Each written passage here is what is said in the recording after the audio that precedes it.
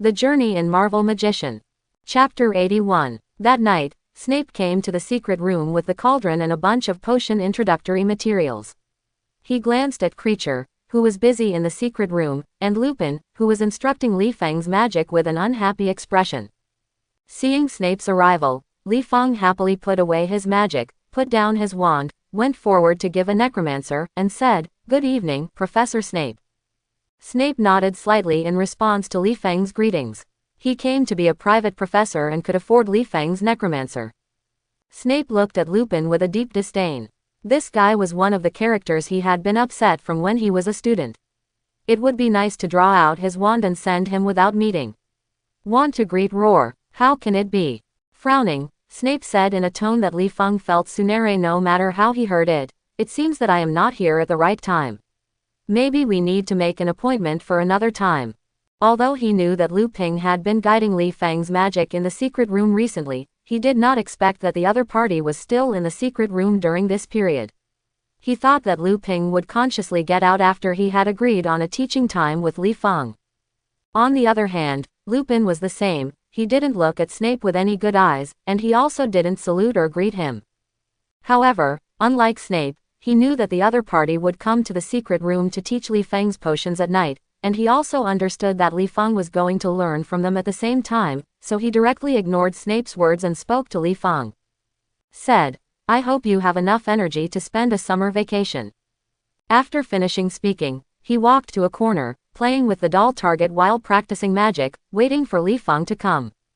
Li Fang shrugged. Energy and other things were too easy for him to solve. As long as the magic power is enough, release a recovery, and all problems will be solved.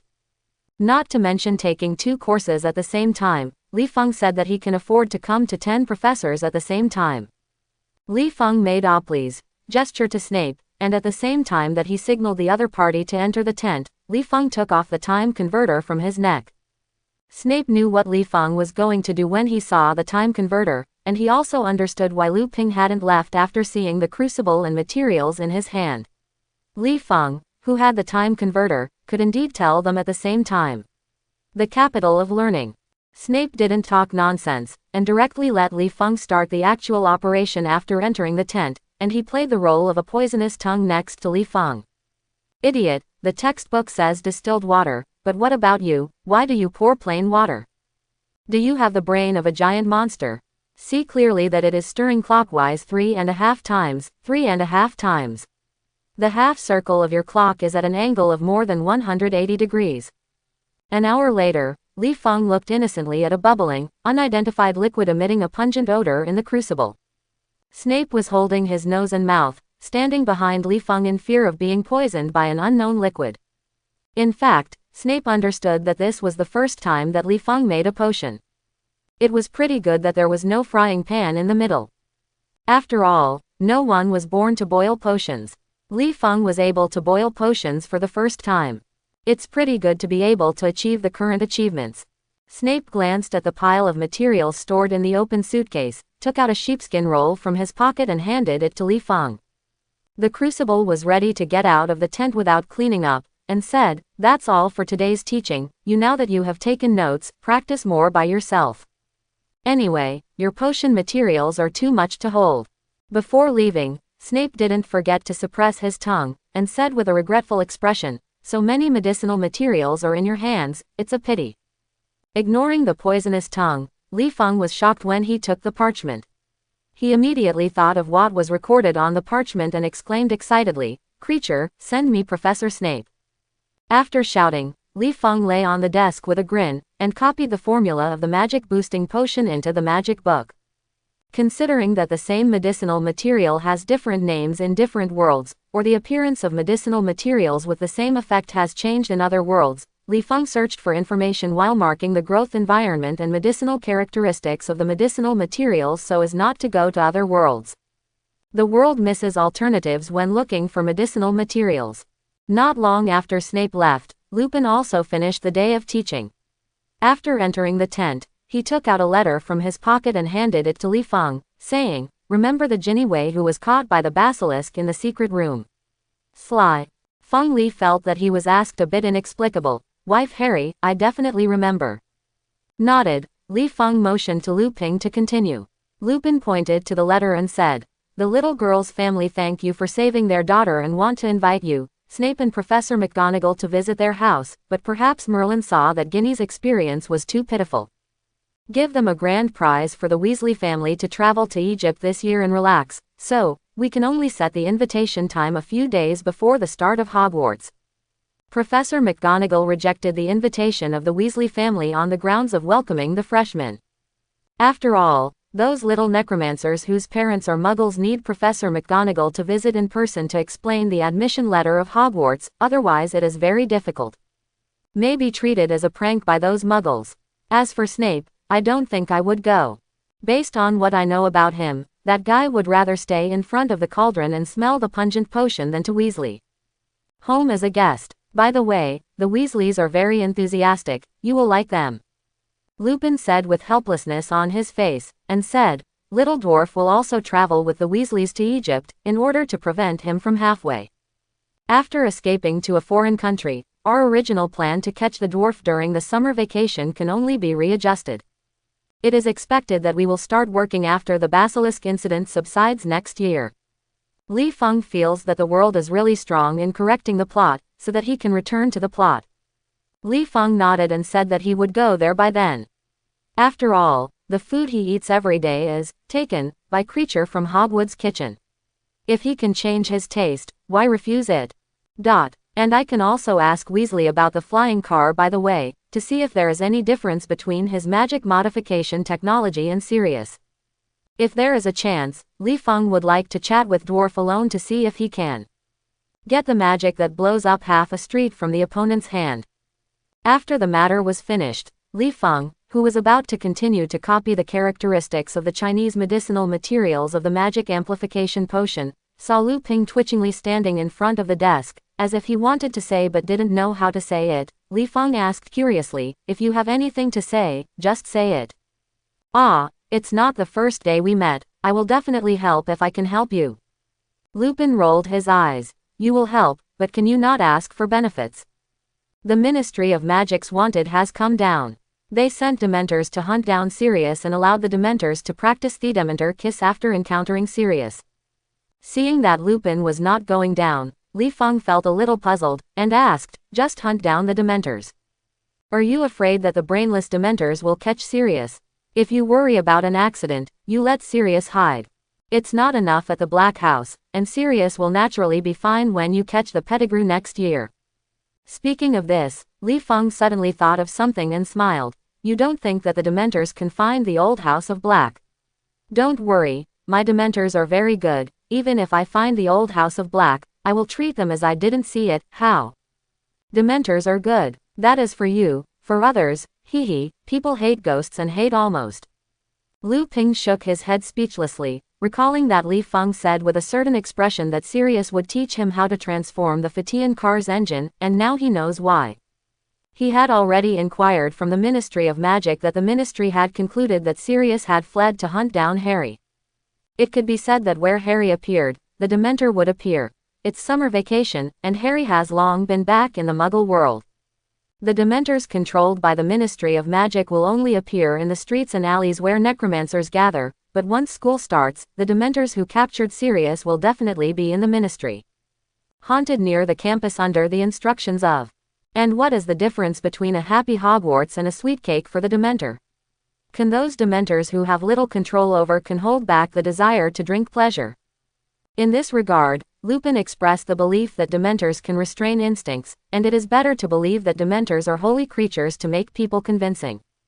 Lupin took a deep breath and exhaled slowly, and said bitterly, "I am not worried that the Dementor poses a threat to Sirius, but that the Ministry of Magic ordered the Dementor to get too close to Harry in order to hunt Sirius, causing Harry to be harmed. So I want to talk to you if I can keep the Dementors away from Harry."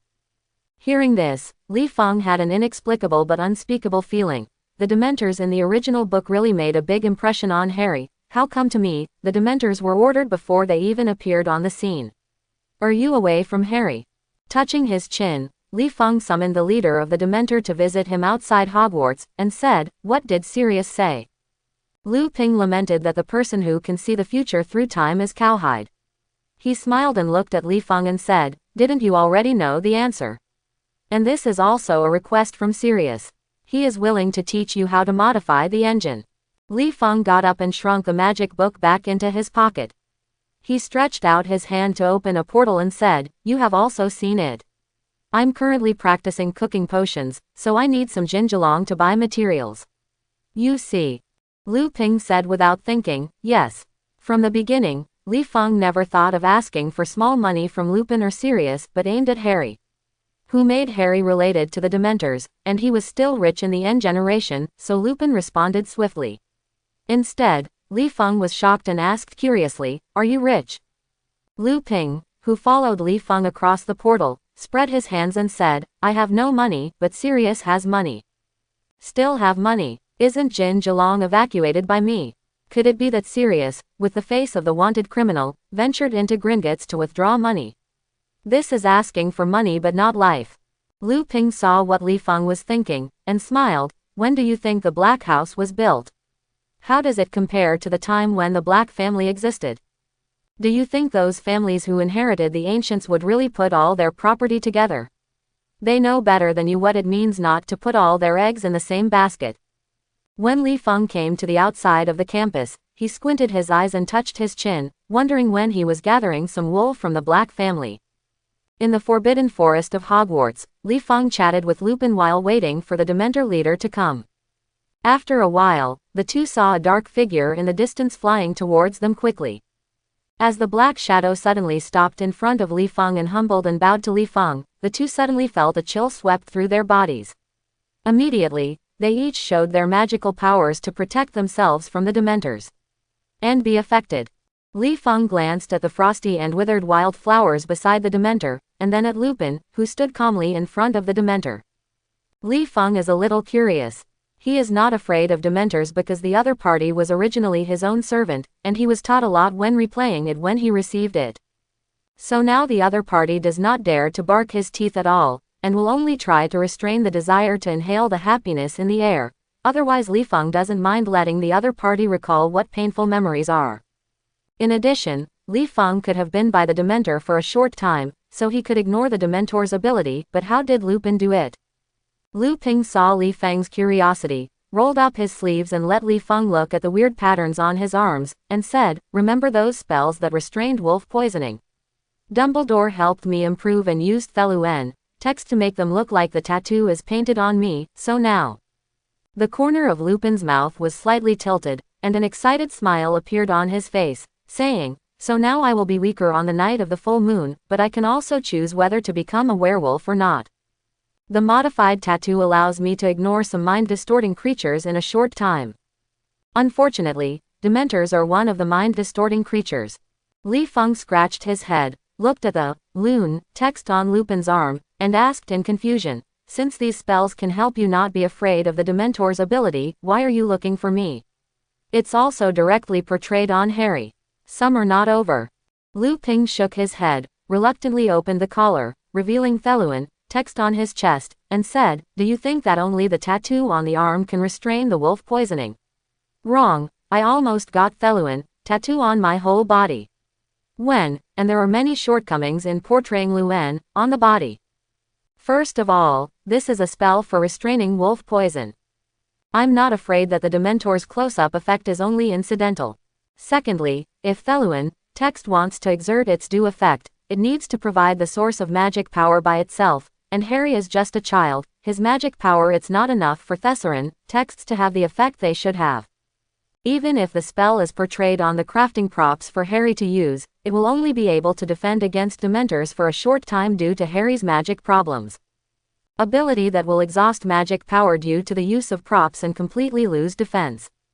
Finally, Lu Ping said quietly, "Harry is still a child, or a child who has reached a very fast development stage. Can you imagine that I will portray these spells well today, and next month will be caused by Harry growing taller or gaining weight? Is the text shapeshifting? Does the deformed Lune text still have magical effects? So these spells portrayed as the Lune text still said to Harry that it was not worth the gain." Li Feng suddenly nodded to indicate that he understood. Having said that Harry's current strength is not enough, even if he picks up the artifact, he can't exert the power that the artifact should have. You were right to understand that. Lupin explained to Li Feng while standing beside the Dementor, buttoned his collar, rubbed his hands that were beginning to chill, and handed a strand of hair that he didn't know where he got from. To Li Feng, look aside, behaved. Or the Dementor, who consciously positioned his posture as a slave and said, can we solve the problem of the Dementor first? I can't help but send this guy a Roar Guardian. Quote, Dementors don't have eyes. The way they recognize creatures can only be distinguished by smell and emotion, so there is no need for Lupin to explain anything. Li Feng already understands that the owner of this strand of hair must be Harry. Li Feng took the hair, turned and handed it to the Dementor, looked at Lupin contemptuously, and said, cut, I thought how long is that short time, in your mouth, but was forced to tremble by the Dementor in 3 seconds. Are you a real man in 3 seconds?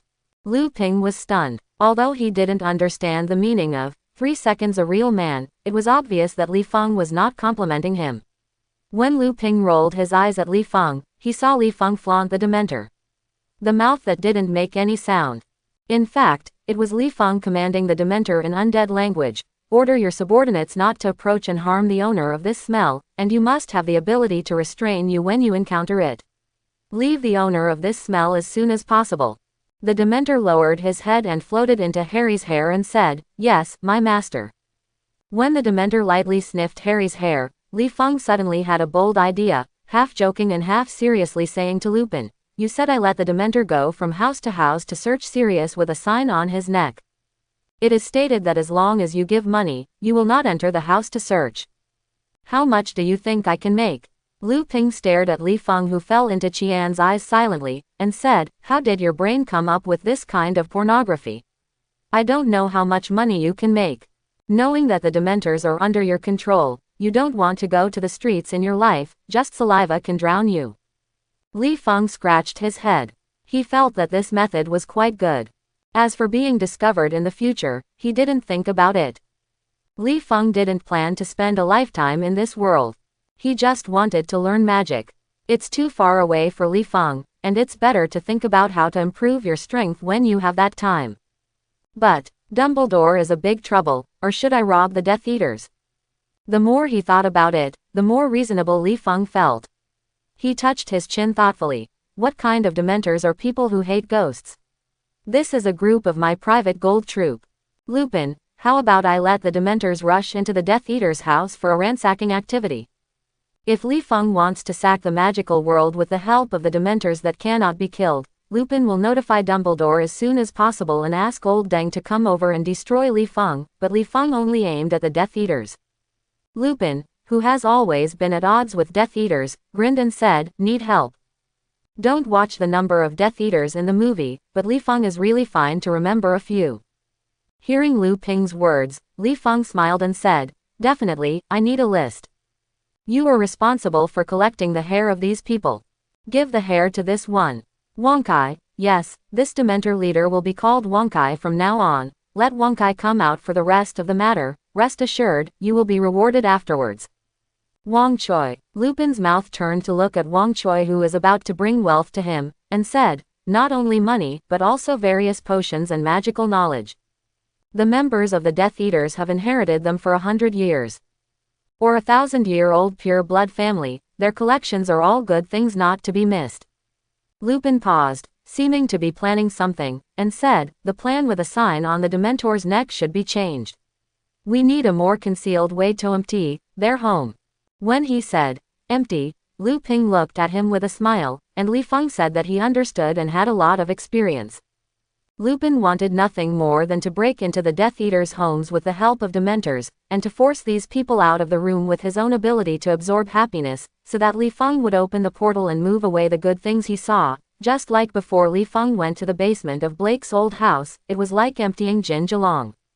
As for the Roar God guards of these people, Li Feng said that there is no problem that this group of Dementors cannot solve.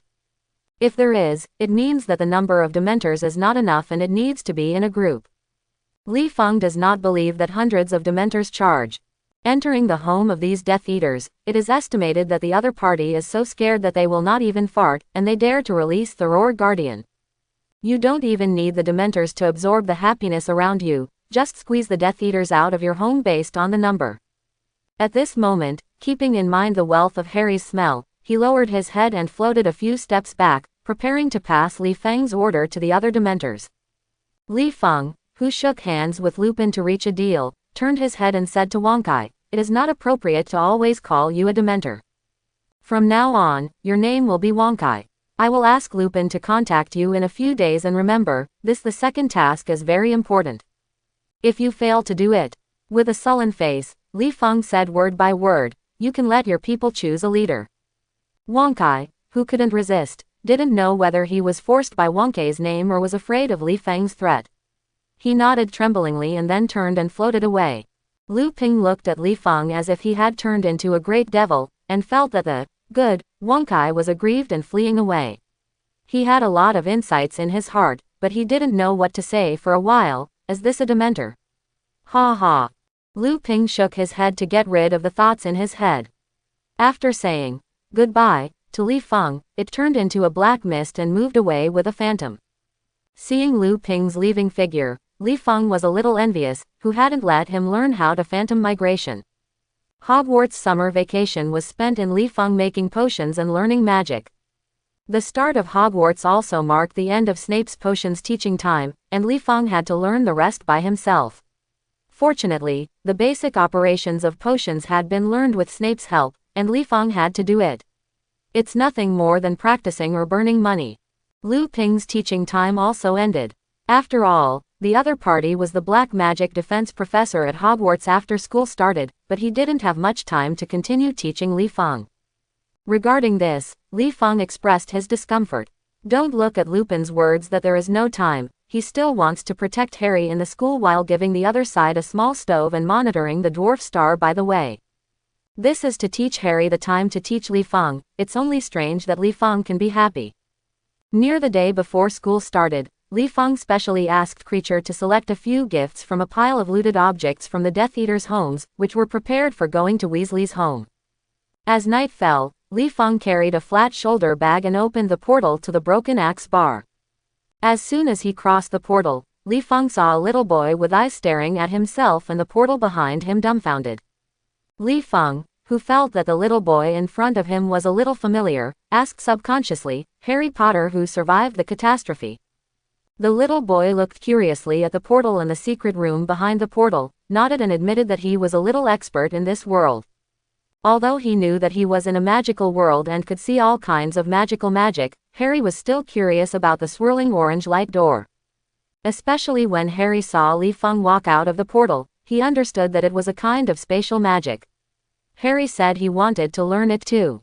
After he learned it, he would not have to be locked in a small room during the holidays all day. It's so cool. Good evening, sir. What kind of magic is this?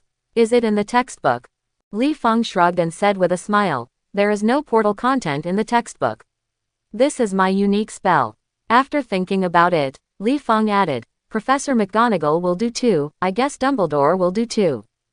Although in Li Feng's eyes Harry is the moving Jin Zilong, after this period of time, he almost ransacked several Death Eater families. Li Feng, who only had Jin Zilong in his pocket and no change, said that he is not bad in money or knowledge. So Harry's curious and yearning portal spells can only be thought of in his mind, and Li Feng is not interested in teaching kid magic. The simple exchange of names with Harry is considered to be a call to roar. Li Feng walked straight to the bar, put his shoulder bag aside, and said to the barkeeper who was wiping the glass, "Tom, a glass of mead, by the way, borrow your fireplace. I'm going to be a guest at Mr. Weasley's house." "Mr. Austen, long time no see," Tom said while pouring a glass of mead from the barrel. "I still remember when you came to the bar in embarrassment, but look at you now. I want to come to the one you recently visited."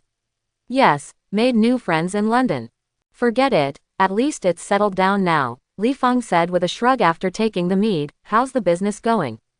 After speaking, Li Feng sipped the slightly sweet mead in his hand. The alcohol content of mead is not as high as Li Feng imagined, but Li Feng did not dare to pour it into his mouth. These sweet wines have a characteristic, that is, when you feel that the taste is good, you will not consciously get drunk. When you prepare one cup after another, you will become drunk unconsciously. Tom glanced at the few drinkers in the bar, pointed to the wanted portrait of Sirius on the surrounding wall, sighed and said, "What can I do? It's all caused by the Sirius and the Dementors. Everyone likes to hide at home now, for fear that the valuable things at home will be stolen by the Dementors. I can't figure it out. What do the Dementors want these things for? Do they still want to come to me for a drink with a bunch of Jin Jialong? I don't entertain these evil creatures." Li Feng grinned. He didn't want to express his opinions indiscriminately on this matter. After all, the biggest black hand was himself. To say that the Dementors steal something is purely being hit by a big pot flying from the sky. Their real job is to drive the residents out of the house. The rest are Li Feng and Lu Ping, as well as the moldy little who stays at home. Sirius, the three of them frantically searched for all the things they wanted in the Death Eaters' homes. I don't know if Lu Ping deliberately selected those wealthy families from the list of Death Eaters. Anyway, Li Feng is now rich and rich regardless of whether it is Jin Jialong or magic books or props and potions. On the side, Harry, who was about to eat some dinner, heard Li Feng preparing to go to Weasley's house. He glanced at Li Feng, who was a foreigner, with a slight surprise, and then looked at the wine glass in Li Feng's hand, thinking, I am idle, maybe can I go to Ron's house to play? When Mr. Austen finishes drinking, he will go to Ron's house together and surprise him. After a while, Li Feng, who was listening to Tom's nagging, finished a glass of mead, and after saying goodbye to Tom, he picked up his shoulder bag and walked towards the fireplace. When Li Feng was about to grab the shunt fan, he heard Harry's voice behind him, "Mr. Austen." Li Feng turned around questioningly and asked, "Mr. Potter, is there anything to do with me?" Harry looked at Flo fans. He used this stuff, and was transported to Knockover Alley because of illegibility. If it wasn't for the luck to meet Hagrid, it would have been cool. It was also the encounter that made Harry. I gave a bad comment on the use of Flo fans. It's just, while staying in the room boringly, while going to Ron's house for the last night of the holiday. How would a 13-year-old boy choose? You can guess it with your toes, and Harry is not an honest kid. Harry, I happen to be going to Weasley's house too, shall we go together? Li Feng raised his eyebrows, but he knew that Harry could enter and leave the room freely in the Broken Axe bar. In fact, it was correct to say that he was under house arrest in the bar. He did not believe that Harry was not allowed to appear on the street without being warned to avoid being caught. Sirius was slaughtered. Although Sirius wouldn't draw a knife, he would only give Harry a big hug, but no one else knew. After thinking about it, Li Feng felt that at the moment, the drunkard squatting in a corner might be the one sent by the Ministry of Magic to monitor Harry. As an unknown person without identification, Li Feng didn't want to make trouble for himself. What's more, now Sirius knows that Pettigrew is at Weasley's house. Li Feng took Harry to the Weasley's house at this time. It is estimated that Sirius and Lupin will dare to enter Mr. Weasley's house in the next second. Li Feng grabbed the Flo fan on the side, with a fake apology on his face, and said, "Sorry, I think it will be more safe for you to stay in the room." Before Li Feng's words were finished, Harry swiftly grabbed the flying powder and rushed into the fireplace, and dropped the Flo when he called out Weasley's address. Li Feng silently watched the green flames violently ignite in the fireplace, and then Harry disappeared before his eyes. Yes, forget this as a bear kid. Li Feng turned his head to look at Tom, whose expression was frozen, and said innocently, "Can I say that I am the Seeker in Quidditch? I can't stop this speed and agility." The corner of Tom's eyes jumped slightly to put down the wine glass in his hand that Li Feng seemed to always wipe clean, and ran to the bar building in a panic.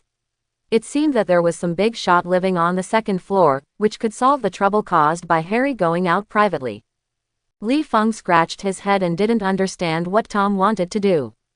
When Li Feng came to Weasley's home with a sullen face, he had already expressed no love for all the transmission methods in this world. Is there no normal transmission method? This gray body is even more non-human than Heijo non-human. It seems something is wrong. Before Li Feng drew out his magic wand to send himself a clean up, Arthur Weasley, who had been guarding the fireplace, smiled and stretched out his right hand to shake hands with the Asian-faced Li Feng. "Good evening, I think you must it's Mr.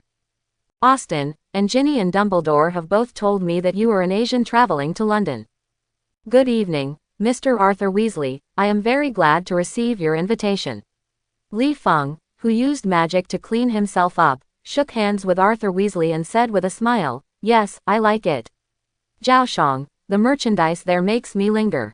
When speaking, Li Feng added silently in his heart, "Especially when spending other people's money, it makes me linger." Li Feng turned his head and looked around and asked, "Mr. Weasley, have you seen Mr. Potter? He uses flow powder one step faster than me. I hope he will not run elsewhere." Weasley pointed upstairs with a nervous expression, and said, "He changed clothes upstairs. To be honest, I didn't expect Harry to go out in such a tense situation." Weasley motioned to Li Feng to order the pre-dinner wine in the restaurant on the side, and said, "I have notified Dumbledore that Harry is at my house. Express." As soon as Weasley handed the wine glass to Li Feng heard Mrs. Weasley's nervous and joyful voice from upstairs, "Don't worry, Harry, you will be safe at my house. Sirius cannot hurt you." At the moment, Harry's understanding of Sirius is limited to the fact that the other party is a murderer who escaped from Azkaban. He doesn't understand why Mrs. Weasley mentioned Sirius to hurt him. He looked blank. Asked, "Mrs. Weasley, who is Sirius and what does it have to do with me?" In the restaurant, when Weasley heard his wife telling Harry who Sirius was and why he wanted to hunt Harry, he explained to Li Feng embarrassingly, "Although the Ministry of Magic opposes me to disclose some things to Harry, I think as a party, you have the right to understand your own situation." Li Feng nodded to express his understanding.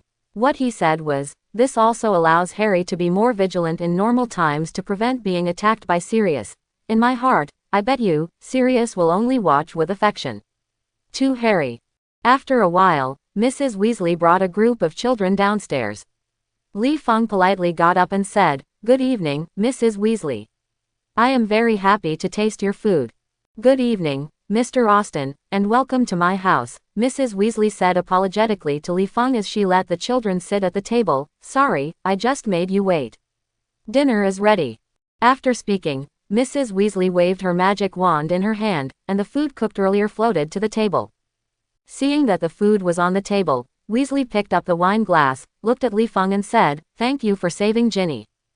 This is what I should do." Li Feng opened the dry flat shoulder bag, took out a gift, and prepared to distribute it to the children of Weasley. Except for Harry, Weasley's family had a gift. There was no way Li Feng didn't know that Harry would come too. It was normal not to prepare gifts.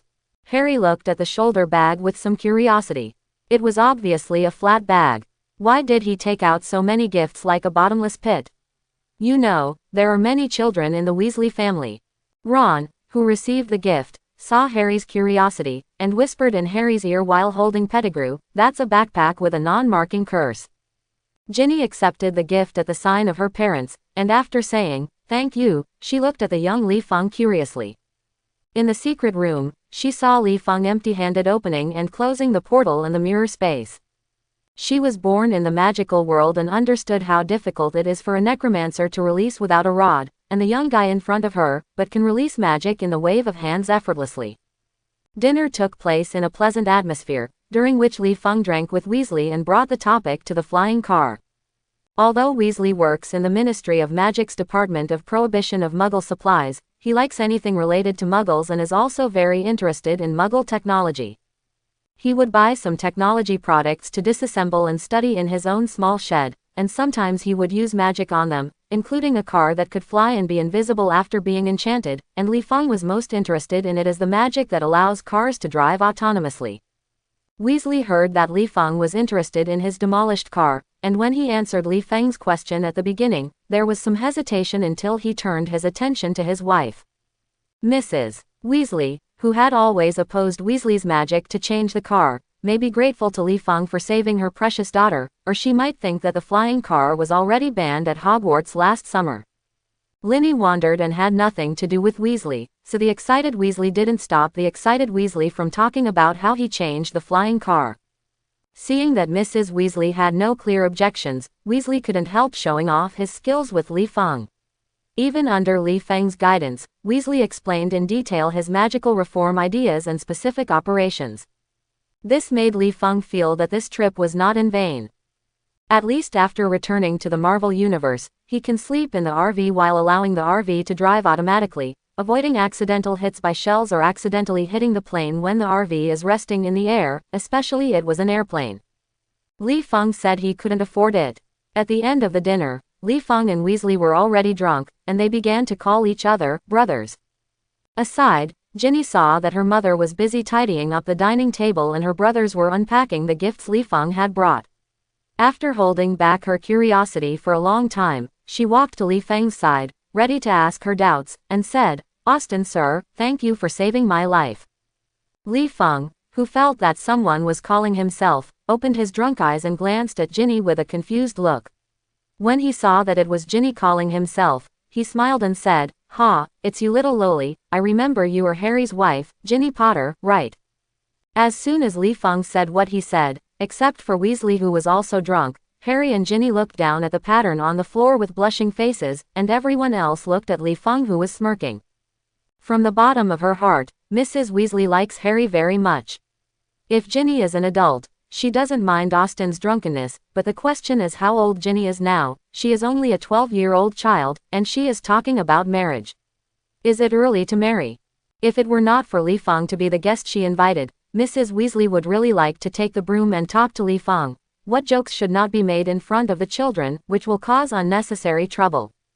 Although Ron and Harry are good friends, when he thought of his sister becoming the brother's wife, how to say, he couldn't accept it, and subconsciously looked at Harry and retorted, "This is impossible." Mrs. Weasley nodded in response to Ron's question, and said, "Mr. Austin is drunk. He is talking nonsense." Harry felt that he had been in a disaster. He just wanted to take advantage of the last day of the holiday to carve. He had no other ideas. Marrying a wife was a little far away for him. Alcohol inhibits the cerebral cortex, makes you feel relaxed, or naturally releases your usual depressed emotions. Some people will be in a state of excitement, show a lot of talk, like to speak truth after drinking, love to remember the past, and be impulsive. Wait. Unfortunately, Li Feng who drank too much is now in a state of excitement and talk, so Li Feng, who was paralyzed in a chair, saw everyone's unbelieving expressions. There was only one thought in his drunken mind, "I can still lie to you. These little shit kids can't make it, especially the look you look at me makes me very upset. As for the plot, what is that stuff? Don't believe me. Tell you, I know a lot of things that you can't imagine, such as..." While talking, Li Feng snapped his fingers to display the mirror space. When everyone heard the sound of broken glass around and saw the surrounding crystal walls, Li Feng swayed up and walked in front of Ron, pointing to the field mouse in Ron's arms and yelling. Said, "Bold evil evildoer, I haven't appeared quickly in front of this master. Ron, maiden, this guy who was possessed by the monster saved my sister. I don't believe it, there must be something wrong." Little dwarf. When Mrs. Weasley saw that Li Feng had started to get drunk and yelled at her children, she cast her eyes on Weasley, who was drunk on the dining table, with unkind eyes. "You can still fall asleep at this time. Don't even want to climb onto the old lady's bed in this life. No way, since the masters are too much to drink." Mrs. Weasley can only stand up in front of Ron and say, "Mr. Austin, this joke is not funny at all. I ask you to sober up. Apologize to Ron, he is my son, not a monster." Li Feng scratched his head in confusion. Fortunately, his only thinking about ability made him react immediately. This is because Mrs. Weasley misunderstood what she meant, and hurriedly pointed to the field mouse and said, "I didn't say Ron, I mean it's the fat vole, he was made by Peter Pettigrew. The hero who has been dead for 12 years. How can it be?" Before Mrs. Weasley could refute, Li Feng collapsed with the suspected water polo time stagnation spell in his right hand, and used his mental power to firmly lock Little Dwarf, and said sharply, "Little Dwarf, you want to become a tuft of roasted voles buried in the belly of an owl. Or become a person sleeping in the grave." If it weren't for Mrs. Weasley to keep Ron behind her, Li Feng would not say anything about hitting Pettigrew, and now he can't even hit Ron, otherwise he really wants to imprison Ron and Pettigrew together in time stagnation. In the spell, it's just time stagnation, and it's not a destructive spell. It's a big deal to apologize to Ron afterwards, kid, as long as the gift is in place, any enmity can be resolved. Mrs. Weasley saw that Li Feng had neither a wand nor recite the spell when she cast the spell, so she directly cast a ball of water. She regretted inviting Li Feng to be a guest at home. If possible, she really wanted to use the time converter to go back to the past and stop the past. Write an invitation letter to Li Feng yourself. If the time converter can't go back to the long past, it's okay to stop Li Feng from drinking. The province is going crazy here. Seeing that Li Feng was holding a water polo and shooting it when looking for an opportunity, Mrs. Weasley naturally unceremoniously drew out her wand and pointed it at Li Feng, protecting the panicked children behind her by the way. Before Mrs. Weasley spoke to warn Li Feng to disarm the magic, the dwarf in Ron knew that his identity had been exposed, especially Li Feng, who was in a drunk state, had no mercy in his eyes, and only grabbed him to prove that he did not lie. Determined, little dwarf feels that he will be the owl's ration without running away. Who makes drunk people really unable to communicate? Thinking of this, little dwarf hurriedly jumped to the ground after taking a bite from Ron and preparing to escape. It's okay for the dwarf not to leave Ron. Since the other party ran out of Mrs. Weasley's protection circle in a panic, Li Feng didn't know what politeness was, and grinned and shot the time spell in his hand at the little dwarf that was locked by mental power. Just as the water polo wrapped the Pettigrew and kept it running on the floor like a joke, a portal suddenly appeared in front of everyone. Li Feng turned his head and glanced at Dumbledore, who came out of the portal, smiled at Harry, and said, "Look, I said that Comrade Dang will also portal. I didn't lie to you." Mrs. Weasley was relieved to see that it was Dumbledore. When she was about to say something, she saw Dumbledore wave and said, "I'll explain it to you later." After speaking, Dumbledore surrounded the small dwarf star wrapped in water with great interest, and then looked at the surrounding space crystal walls. After a while, he smiled and said to Li Feng, "Perfect battlefield, will you open the portal? For people like this is a sealed tomb, and even if you kill you can't escape from this alien space. Also, I can't help but want to compliment you. It's a very good time spell." Dumbledore blinked and asked curiously, "Are time and space your best spell?" Feeling thirsty after drinking too much wine, Li Feng grabbed the bottle on the table and poured it into his mouth.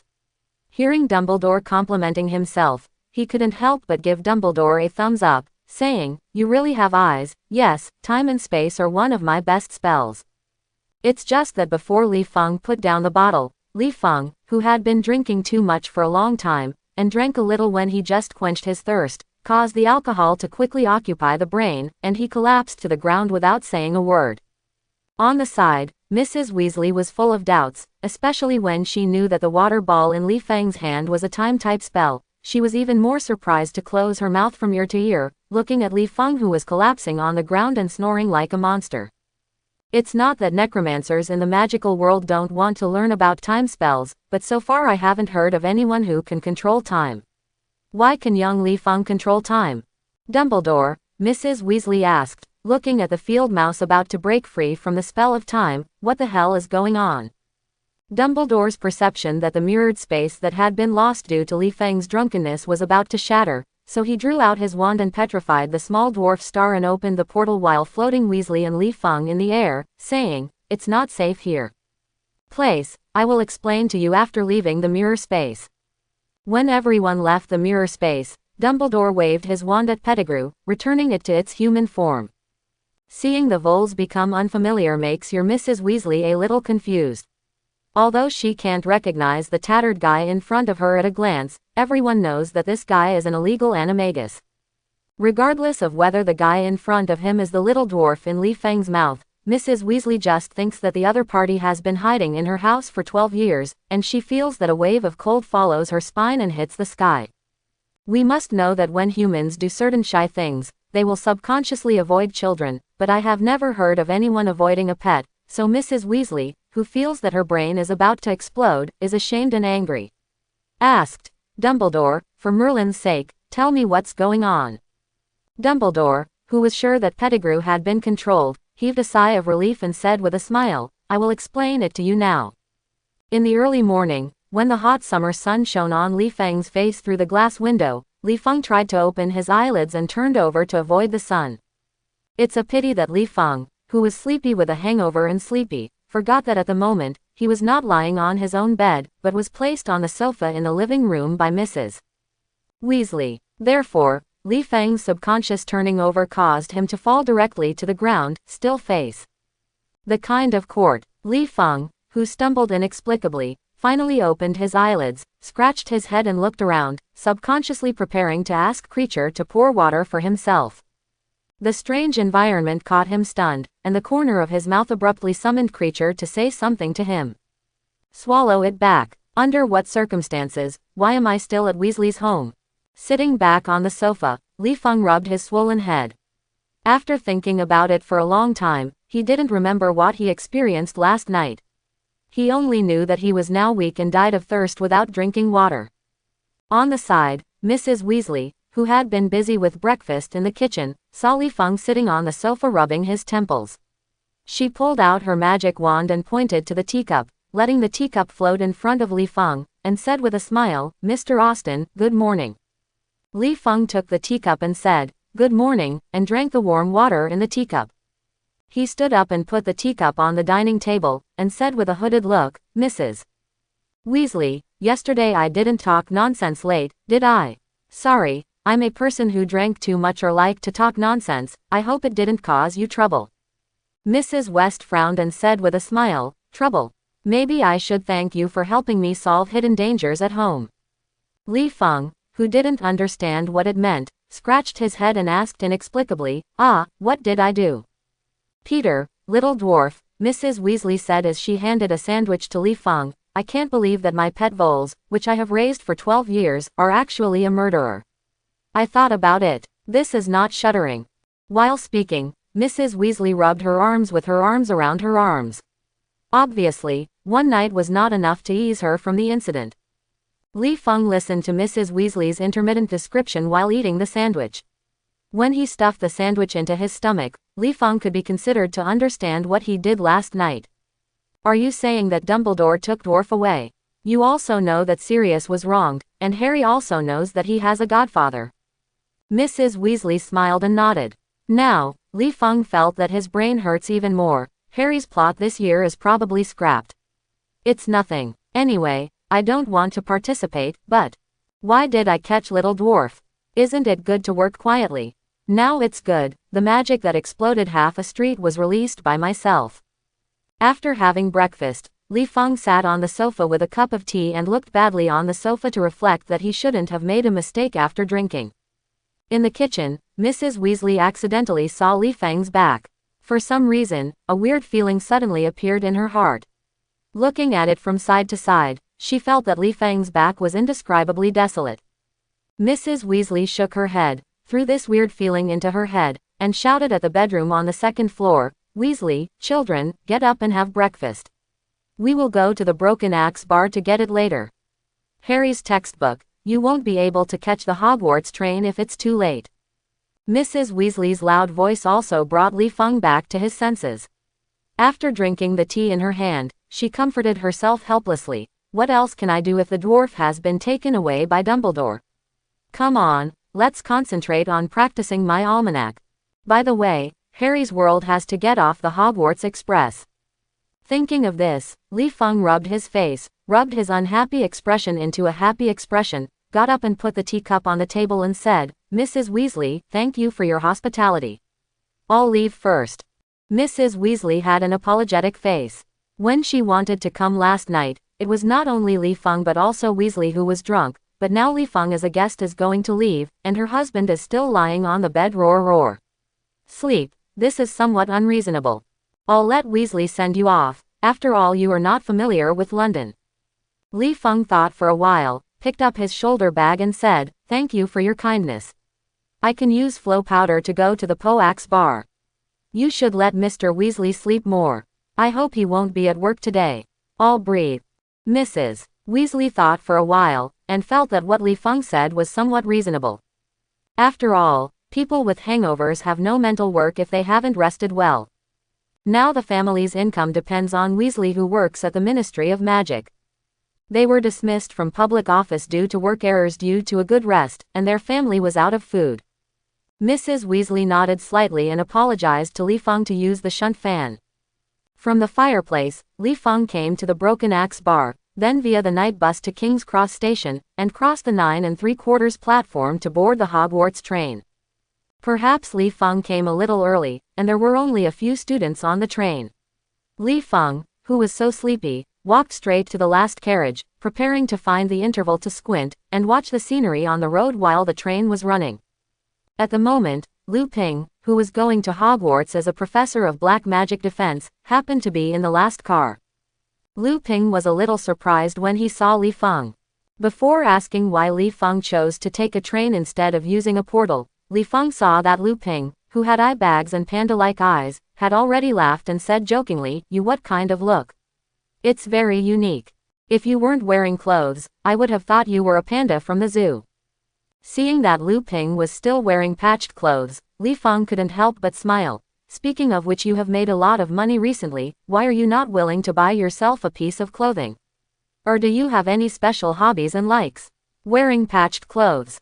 Lu Ping rolled his eyes at Li Feng, and after looking around, he opened an empty compartment and motioned for Li Feng to enter the compartment together and talk. Li Feng walked into the compartment with his feet before Lu Ping closed the compartment door and shrugged. "People in the magical world know that I am poor. Buying new clothes rashly will cause unnecessary suspicion. I will wait until the Dementor's stealing incident has subsided. Buying some items." Lu Ping pointed at the dark circles on his face while sitting next to Li Feng, and said helplessly, "As for this, it's all thanks to you. I didn't rest all night." Toss. Li Feng twitched his mouth, waved his hand and said, "What you said is very ambiguous. I was drinking at Weasley's last night, so don't rely on me for everything." Lupin, who understood the meaning of Li Feng's words, pinched the bridge of his nose to relieve his fatigue, and said silently, "Where did you want to go?" "I mean, you caught the little dwarf star. I was busy in the old black house in the middle of the night last night." "Interrogate him."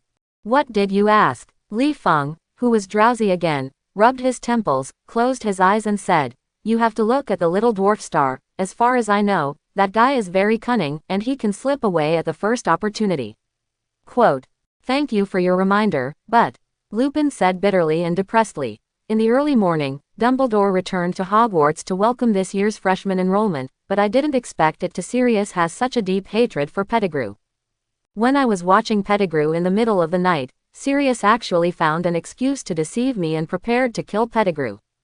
As a result, I don't know what Pettigrew did. When he arrived, he actually took the opportunity to run away. Considering that Sirius is inconvenient to appear on the street, I can only look for the figure of dwarfs all over the world by myself. It's a pity. There is no need for Lupin to continue. Li Feng has guessed that the other party did not catch the small dwarf star, so he sighed, and Li Feng sighed, "It's worthy of being a rat. This escape technique, nothing to say, is absolutely top-notch." Lu Ping shrugged awkwardly and helplessly, not knowing how to answer Li Feng's sigh. For a while, the two people in the carriage didn't know what to say. After a long sigh, Lu Ping draped his coat as a quilt in front of him, leaning on the seat to get asleep. As for the petty dwarf, what else can he do now? Blaming Li Feng for rashly sabotaging their previous custom-made plan that can not only capture the dwarf, but also remove the suspected murder of Sirius. This is too far-fetched. After all, Pettigrew escaped in their hands. Fortunately, after Lupin's interrogation, he somewhat pried some evidence from Dwarf's mouth, but before the evidence was collected, he could only wrong Sirius for staying in the Black House for a while. Seeing Lu Ping's posture that he would sleep in the sky, he guessed that the result of the other party staying up late for interrogation was not a waste of work. After thinking about it, Li Feng followed Lu Ping's appearance and took out his coat from his shoulder bag and covered it. Cover your face from the dazzling sunlight, leaning on the back of the chair and closing your eyes to sleep. On the other side, Mrs. Weasley brought a group of children to the Broken Axe bar, packed up the textbooks and changes of clothes that Harry left in the room, and hurriedly rushed to 9 and 4 with Hermione, who was waiting for everyone in the bar. One part of the platform almost pinched the starting time of the train to send the children on the train. On the train, Harry, Ron and Hermione's Audio-Technica looked at the passing compartments, either full of people or only 1 or 2 seats. They had no choice but to continue looking for a compartment that could seat 3 people. After a while, the 3 of them walked to the cubicle where Li Feng and Lupin slept. They looked at the 2 sleeping side by side. The 3 of them thought about it and found it hard to find a cubicle with enough seats. They didn't want to miss it easily. The big deal is that 3 people sit in a row and squeeze. After entering the cubicle, Harry closed the door and said to Hermione excitedly, "You know, I still have my family, it's my godfather." I don't know if Harry was too excited or he didn't know how to tell what happened. In addition, Ron was on the scene last night. He also knew what happened. He interjected with excitement from time to time. Even though the two of them were telling what happened last night. It happened, but Hermione heard it in a cloud. After a long time, Hermione finally sorted out the main points from the two excited and messy sentences, and understood how Sirius was wronged by Dwarf, and why he was imprisoned in Azkaban without trial, and the real murderer was actually Ron's pet Waited, and then Hermione said with a bewildered face, what was the situation? Is there no justice in the magic world? After Harry and Ron's personal emotional description, Hermione can be considered to have a deep understanding of what the Ministry of Magic has done. It can be said that she is extremely disappointed with the government of the Wizarding world, especially when she thinks of the judicial process in the Wizarding world. What's the effect of a joke like law? If this is in the Muggle world, once the media finds that someone is put in jail without trial, courts, police and other law enforcement agencies, just wait to receive letters from lawyers like snowflakes, don't sue you, swear not to give up until the bankruptcy. When Hermione digested the messy information and wanted to inquire about the details of something, the Hogwarts train didn't know what had happened, and suddenly stopped halfway. Ron, who was sitting by the window, looked out the window, seeming to find something, and said, "There seems to be something outside." As soon as the voice fell, the lights in the compartment flickered for no reason, and then the train shook for a while, and the three of them felt as if someone was forcibly boarding the train. Soon, the three people noticed a sudden drop in the temperature inside the carriage. When the train shook violently again, Harry looked through the glass on the compartment door and noticed a dark figure about to open the compartment. As a crusted palm opened the compartment door, Harry, who was cold and stiff, was horrified to see a black figure whose whole body had been soaked in blisters appeared in front of him. In fact, when the poor Dementor opened the compartment door, he was more frightened than Harry. He opened the compartment door and smelled something. In addition to smelling Harry, who the leader ordered not to approach, he also smelled that his master was sleeping in the cubicle. Especially the latter, this is going to kill him. The poor Dementor remembered the scene where he was exposed to the false angel's feathers, and suddenly felt that Ice's hands and feet were cold, his whole body was cold, and his soul was flying.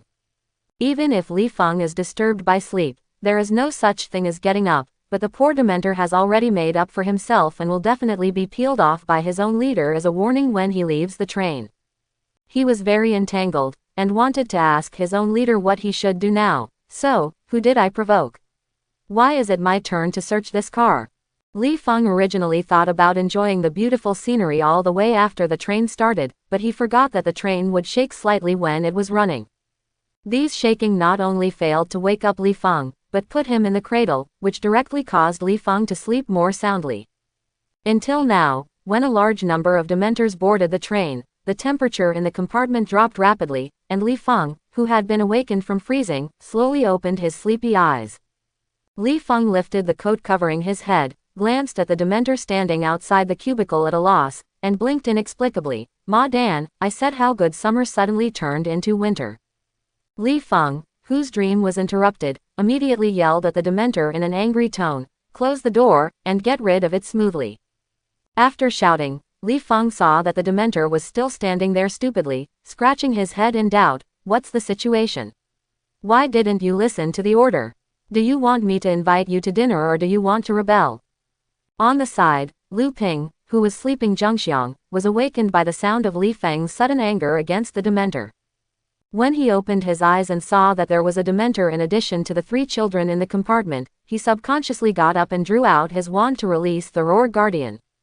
Without waiting for Lupin to cast the spell successfully, Li Feng, with his brain on, suddenly remembered that the language of the Dementors was a bit special. How can I order them when I speak human words? Especially this thing doesn't understand human words. Li Feng pulled Lupin with a look of embarrassment, and signaled that he had something to say and don't move his hands or feet. Lu Ping was taken aback when he saw Li Feng preventing him from casting a spell, and then he thought that the Dementor was Li Feng's servant. Lu Ping glanced at Harry and the others who were paralyzed in the seat, and made sure that the suspected Dementor in front of him did not hurt the three students. When he thought about beating the dog, he had to look at the owner. He had some friendship with Li Feng. It's better to leave the other side a little face. Thinking of this, Lu Ping rolled his eyes at Li Feng, retracted his wand and sat back in his seat, while using his eyes to signal Li Feng to quickly let the Dementor leave. Li Feng smiled happily, and hurriedly used undead words to order the Dementor to go away again. Hearing that Li Feng didn't punish himself, but just left, he hurriedly closed the compartment door at the fastest speed in his life, and turned to leave like an escape. After a while, the Dementors on the entire train knew that their boss was sleeping in the car, and they executed Li Feng's order to make them mellow at the fastest speed. When Li Feng lifted his jacket and ordered the Dementor, Harry and Ron had recognized Li Feng. The thought of seeing and hearing Dumbledore praise Li Feng's time spells in front of them last night suddenly made the two of them suddenly there is a feeling of finding a backer. Especially seeing Li Feng's magic is useless. Just a sigh of rebuke made the shadow leave the train obediently, and it made several people feel a lot easier. Mr. Austen, are you going to Hogwarts, too?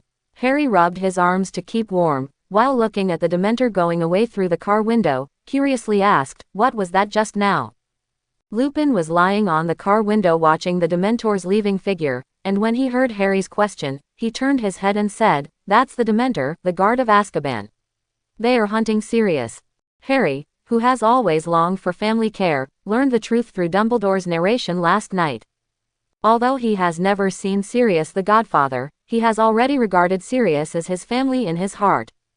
He heard Lupin's words. When Sirius was a wanted criminal, he retorted without thinking, but Sirius was wrong. The real murderer is. Halfway through, Harry suddenly remembered that although he knew the truth, even Dumbledore had no evidence to clear Sirius' suspicion. How could he convince the stranger in front of him to believe him?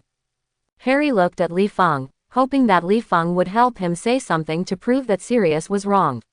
After all, Li Feng was the one who found Dwarf, and he must know the truth. Lupin was stunned when he heard Harry's rebuttal. He thought, under normal circumstances, no one would excuse Sirius who had been convicted by the Ministry of Magic.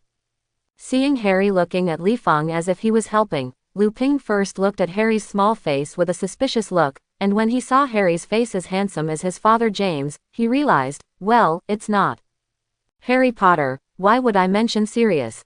No way, how did Harry know that Sirius was wrong? When Lupin recognized Harry and squinted at Li Feng first looked down at his clothes in doubt, then thought of what Lupin was thinking, shrugged and said, look at me, I drank fragments last night. If you don't believe me, you can ask the little red-haired Mr. Weasley, the wine I drank at his house last night. How do I know how Harry knew about Sirius? Ron, who was a crowd-eating melon, heard Li Feng call Roar that Roar was a little red-haired Weasley. Although his face was a little uncomfortable, he nodded honestly and said, Dumbledore told Harry about Sirius.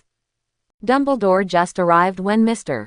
Austen used time spells to control the dwarf last night.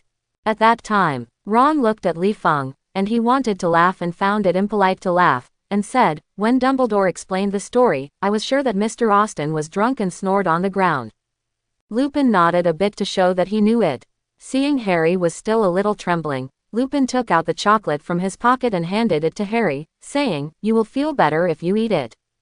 After speaking, Lu Ping looked at Li Feng angrily and said, how did you agree?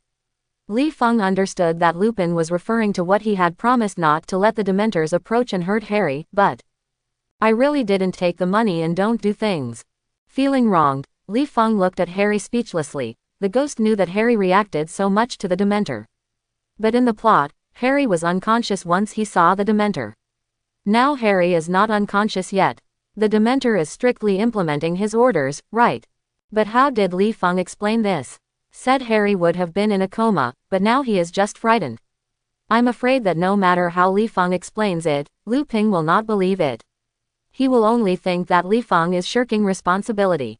After spreading his hands, Li Feng, who couldn't explain it, glanced at the dim and rainy sky outside the car window.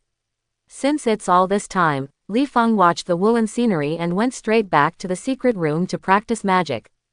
Li Feng picked up his shoulder bag and said, I'm leaving first, and come to my site to play when I have time. After speaking, Li Feng opened the portal in the eyes of everyone and returned to the secret room. One night a few days later, the moldy Sirius in the old house couldn't help but want to see Harry, so he wrote a letter to Li Feng. After reading the letter, Li Feng felt that Sirius was really good at playing, and he actually asked him to open the portal to take the other party's luggage into the secret room. Not only would he be a company with Li Feng, he would save him by staying in the old house boringly, but also let Harry from time to time. When they arrived in the secret room, the two sat at the tea table, drinking tea and chatting, and by the way taught Harry's magic. As for the Dementors, Sirius also mentioned in the letter that he understood, and said that he had explained the reasons to Lupin. After all, he had been in Azkaban for 12 years and was very familiar with Dementors. The ghost did not hurt Harry on the train. At the beginning, Li Feng just didn't read this letter. After all, where is the relationship between the two of them? They emptied Jinjiang, copied all the books in the Blake's old house, and also asked for a small symbol of the Blake family's aristocratic heritage. Elves, it's only strange that the two of them have a good relationship with each other. Only in the following few days, apart from sending 8 letters to Li Feng urging Li Feng to open the portal every day, Sirius also asked Lupin to come to the door to communicate. In the end, Sirius almost made Dumbledore come and talk to Li Feng. Li Feng, who had been annoyed for a few days, said that he was gone and could only comfort himself. Sirius came to the secret room not only to relieve his boredom, but also to learn something along the way while teaching Harry. What a thing, what is this? Opening the portal to Black's old house, before Li Feng crossed the portal, he saw Sirius sitting on a pile of luggage with an expression of, "I'll wait until the flowers are gone." Seeing the portal opened, Sirius got up and walked into the secret room with his luggage. He threw the luggage to Kreacher. He looked at Li Feng and said, "I'm still thinking about you coming to pick me up. By the way, let your housekeeper help I put up the tent, and we will be neighbors from now on."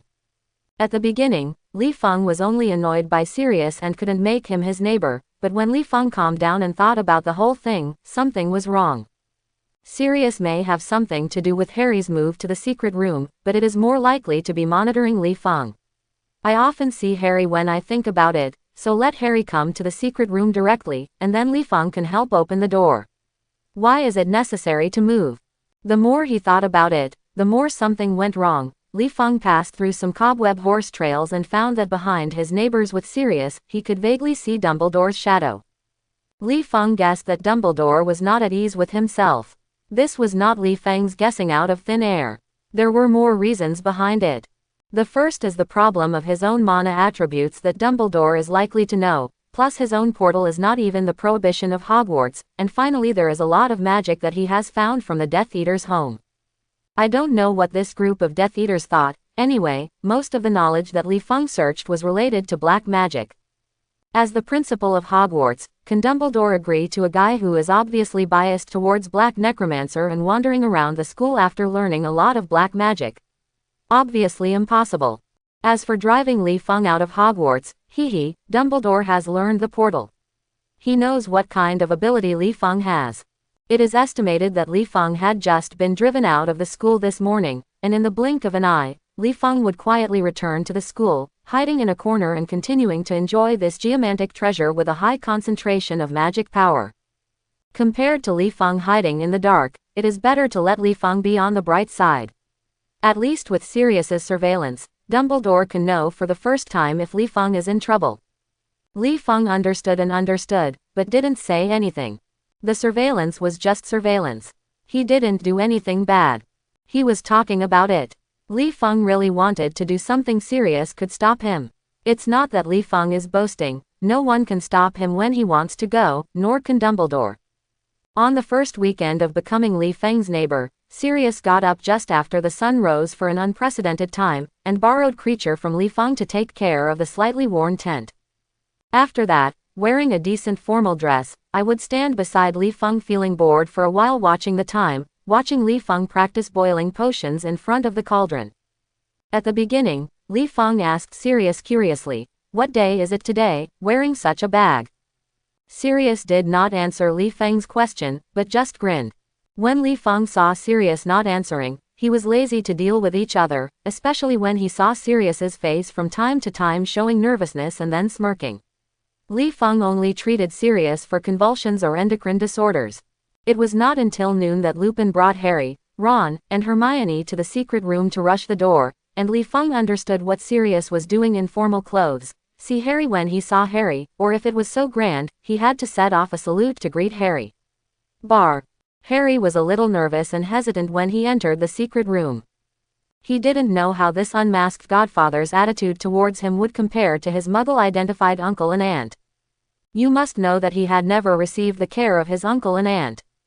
Sirius also hated Harry's words, and Harry felt that he should jump into the chocolate pool and have a big meal and use sweets to ease his feelings of loss. Sirius seemed to see that Harry was just as nervous as he was, and smiled his most charming smile, squatting halfway in front of Harry with his arms wide open, trying to give Harry a hug. Obviously, Sirius' actions made Harry very happy, knowing that this handsome godfather was completely different from his uncle and aunt. Seeing that the two of them were embracing each other full of affection, Li Feng curled his lips and lowered his head to stir the potion in front of him. On the side, Hermione saw that Harry, who saw the godfather, had a lot to tell Sirius, and pulled Ron, who wanted to confess to Sirius. Roar joined the fun. She consciously followed Lupin and walked to the side of Li Feng, curious. Looking at the potion in the cauldron. As the knowledge all lady in Snape's mouth, Hermione only glanced at the medicinal residues on the laboratory table, and found that Li Feng's treatment of medicinal materials was different from the description in the textbook, which made Hermione a little puzzled. Isn't potions a delicate subject? It can be seen from a clear eye that Li Feng's operation is not in accordance with the teaching in the textbook, but how to make a potion that is surprisingly high in quality. From Ron's mouth, Hermione already knew that Li Feng was very good in certain magic, and her little head not only wondered, is it possible that this is also a hidden potion master? But why does the other party live underground in Hogwarts? Li Feng glanced at Hermione with a puzzled expression, feeling that this little loli is very cute, but... Li Feng looked at Ron with freckles next to Hermione. He thought that such a cute little loli would eventually be arched by this red-haired pig. He was suddenly upset. How did Hermione like Ron in the first place? There is absolutely no reason. Li Feng, who had a good impression of Hermione when she first watched the movie, couldn't help but imagine, counting the time, his own would have taken off his diapers a long time ago, or tie Hermione back to the Marvel world and wait for him to go home. By the way, take Hermione home and let her be her own daughter-in-law. It feels a little bit when I think that my daughter-in-law is a necromancer. At the side, Lu Ping saw Li Feng staring at Hermione, whose thoughts were diverging, and he shamefully exposed Brother Pig's face. He always felt that Li Feng was thinking about something bad, so he interrupted Li Feng's fantasies aloud. Oh. Sting, Sirius explained to me that Harry was frightened by a Dementor on the train. I misunderstood you. I solemnly apologize to you now. Li Feng retracted his divergent thoughts, curled his eyes and hands to Lupin, curled the corners of his mouth, and said disdainfully, I don't see your sincerity. Lu Ping, who knows enough about Li Feng, couldn't guess what Li Feng wanted, and said, what do you want? Say it in advance, I don't have any possessions. The corner of Li Feng's mouth curled up slightly, and he smiled, I don't want your things. Just borrow some books for me from the Hogwarts library. You are now a professor at Hogwarts. Borrowing books is good for you. It's as easy as eating and drinking. Lu Ping was stunned. When he taught Li Feng before, he knew that Li Shengming sneaked into the library to copy books in the middle of the night. Why are you not satisfied with copying in the library now, and are you ready to take back the secret room for a copy? Li Feng saw Lu Ping's doubts, and helplessly explained, Filch and his cat recently noticed an abnormality in the library in the middle of the night. He made him go to the library almost every half an hour. It hurts me now. I have been copying books with the mirror space open. When he was a student, he played peek-a-boo with Filch, especially Lupin. He understood Li Feng's mood at the moment and showed a very pleased expression. He couldn't help but smile. Well, I'll borrow a few books for you every day. Book, then let your owl come to my dorm to pick up the book in the middle of the night. Or open the portal and run by yourself. Li Feng thought for a while, and said, let's go there for yourself. By the way, you can have a late-night snack in your bedroom. Lu Ping, your problem of being cheap is not cured. After listening to the conversation between the two, Hermione felt that the amount of information was a bit too large, and she couldn't accept it for a while, and couldn't help but ask, Mr. Austen, does Professor Dumbledore know that you are hiding in Hogwarts? Li Feng raised his brows and curled his lips and said, I know, he took a lot of benefits from me before agreeing not to report on me. Pointing to Sirius in the distance, Li Feng continued, see, Dumbledore still let me, that guy is watching me. Lupin rolled his eyes and sneered. Don't listen to him, he gets more benefits than Dumbledore's benefits. Lu Ping seemed to think of something. He rolled his eyes and said, now there are 3 other children who know you are hiding here. Do you want to give some gifts to cover their mouths? Hearing Lupin's naked blackmail, Hermione and Ron looked at each other. Although they knew it was Lupin's kindness, they both felt that they were not familiar with Li Feng, and the unexpected benefits were somewhat embarrassing. When the two wanted to refuse, Lupin smiled and said to the two of them, I'm joking with Austen, but he does have bad things. Are you sure you don't want to see if the meeting gift is rejecting? Feng Li definitely knew that Lupin was joking, and what if Hermione and Ron went to report on themselves? Li Feng patted his butt and changed his hiding place. Dumbledore is different. It is estimated that he will be busy turning Hogwarts over to find Li Feng, so Dumbledore will protect Li Feng in a sense. Li Feng was safely monitored by Sirius in the secret room. Li Feng scratched his head and thought about what gift to give to the 2 children. He turned to the tent and shouted, Creature, bring the Half-Blood Prince's textbook.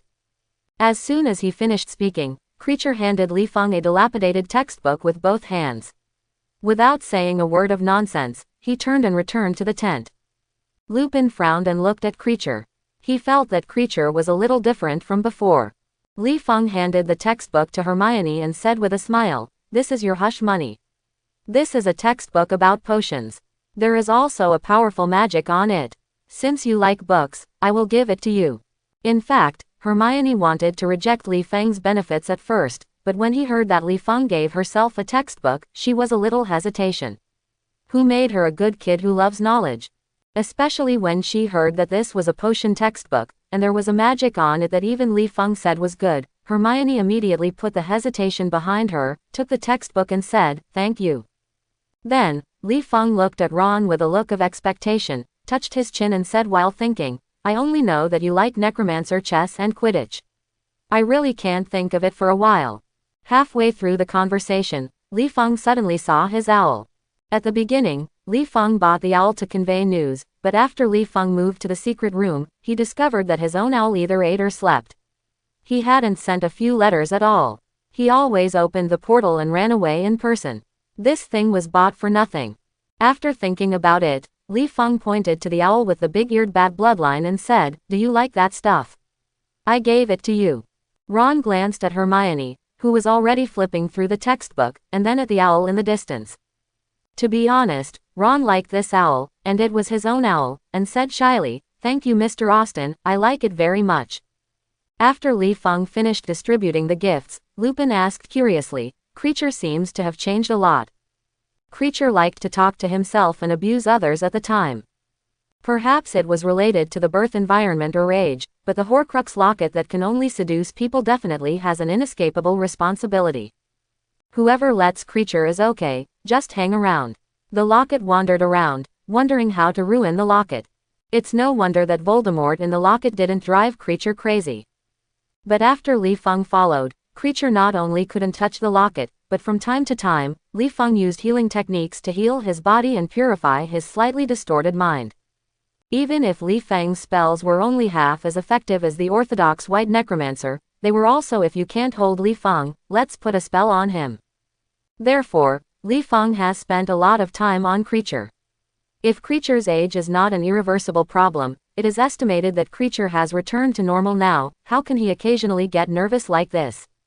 Seeing that Lupin was curious about Creature's transformation, Li Feng roughly talked about his treatment of Creature, and smiled, It's pretty good now, it's not like buzzing in my ears all day long. Lu Ping nodded, indicating that he understood. He is someone who knows Li Feng's path, and he understands that the treatment methods in his hands come from other worlds, some of which are even incomprehensible to him, just like Thiki of Solomon. As long as a person who believes in God holds and chants a spell, he can be restrained to the death of a werewolf, which makes him never understand how ordinary people without magic do it. On the side, Ron was listening in the clouds, and Hermione was hearing something. In Hermione's perception, Whether it is magic or potion, it is only purely healing physical wounds. She said that she had never heard of spells that can heal the soul, otherwise those who were tortured by Death Eaters went crazy and sent them in. The people at St. Mungo's Hospital for Magical Injuries and Injuries have not been discharged early. Hermione, who became more and more mysterious about Li Feng, asked curiously, "Mr. Austen, can you heal the soul with a spell?" "It's purification." Li Feng shook his head, and said, "I'm just purifying Creature's slightly distorted mind." "Definitely, if you think that, forgetting nothing, removing the bad memory of the other party is also a healing word, then I dare to nod and seize." Lu Ping curled the corners of his mouth slightly, disdainfully said, "According to you, I can heal the trauma of the soul, and my craft is much better than you." Hermione was really interested in purification, and blinked her bright eyes and asked, "Can I learn it?"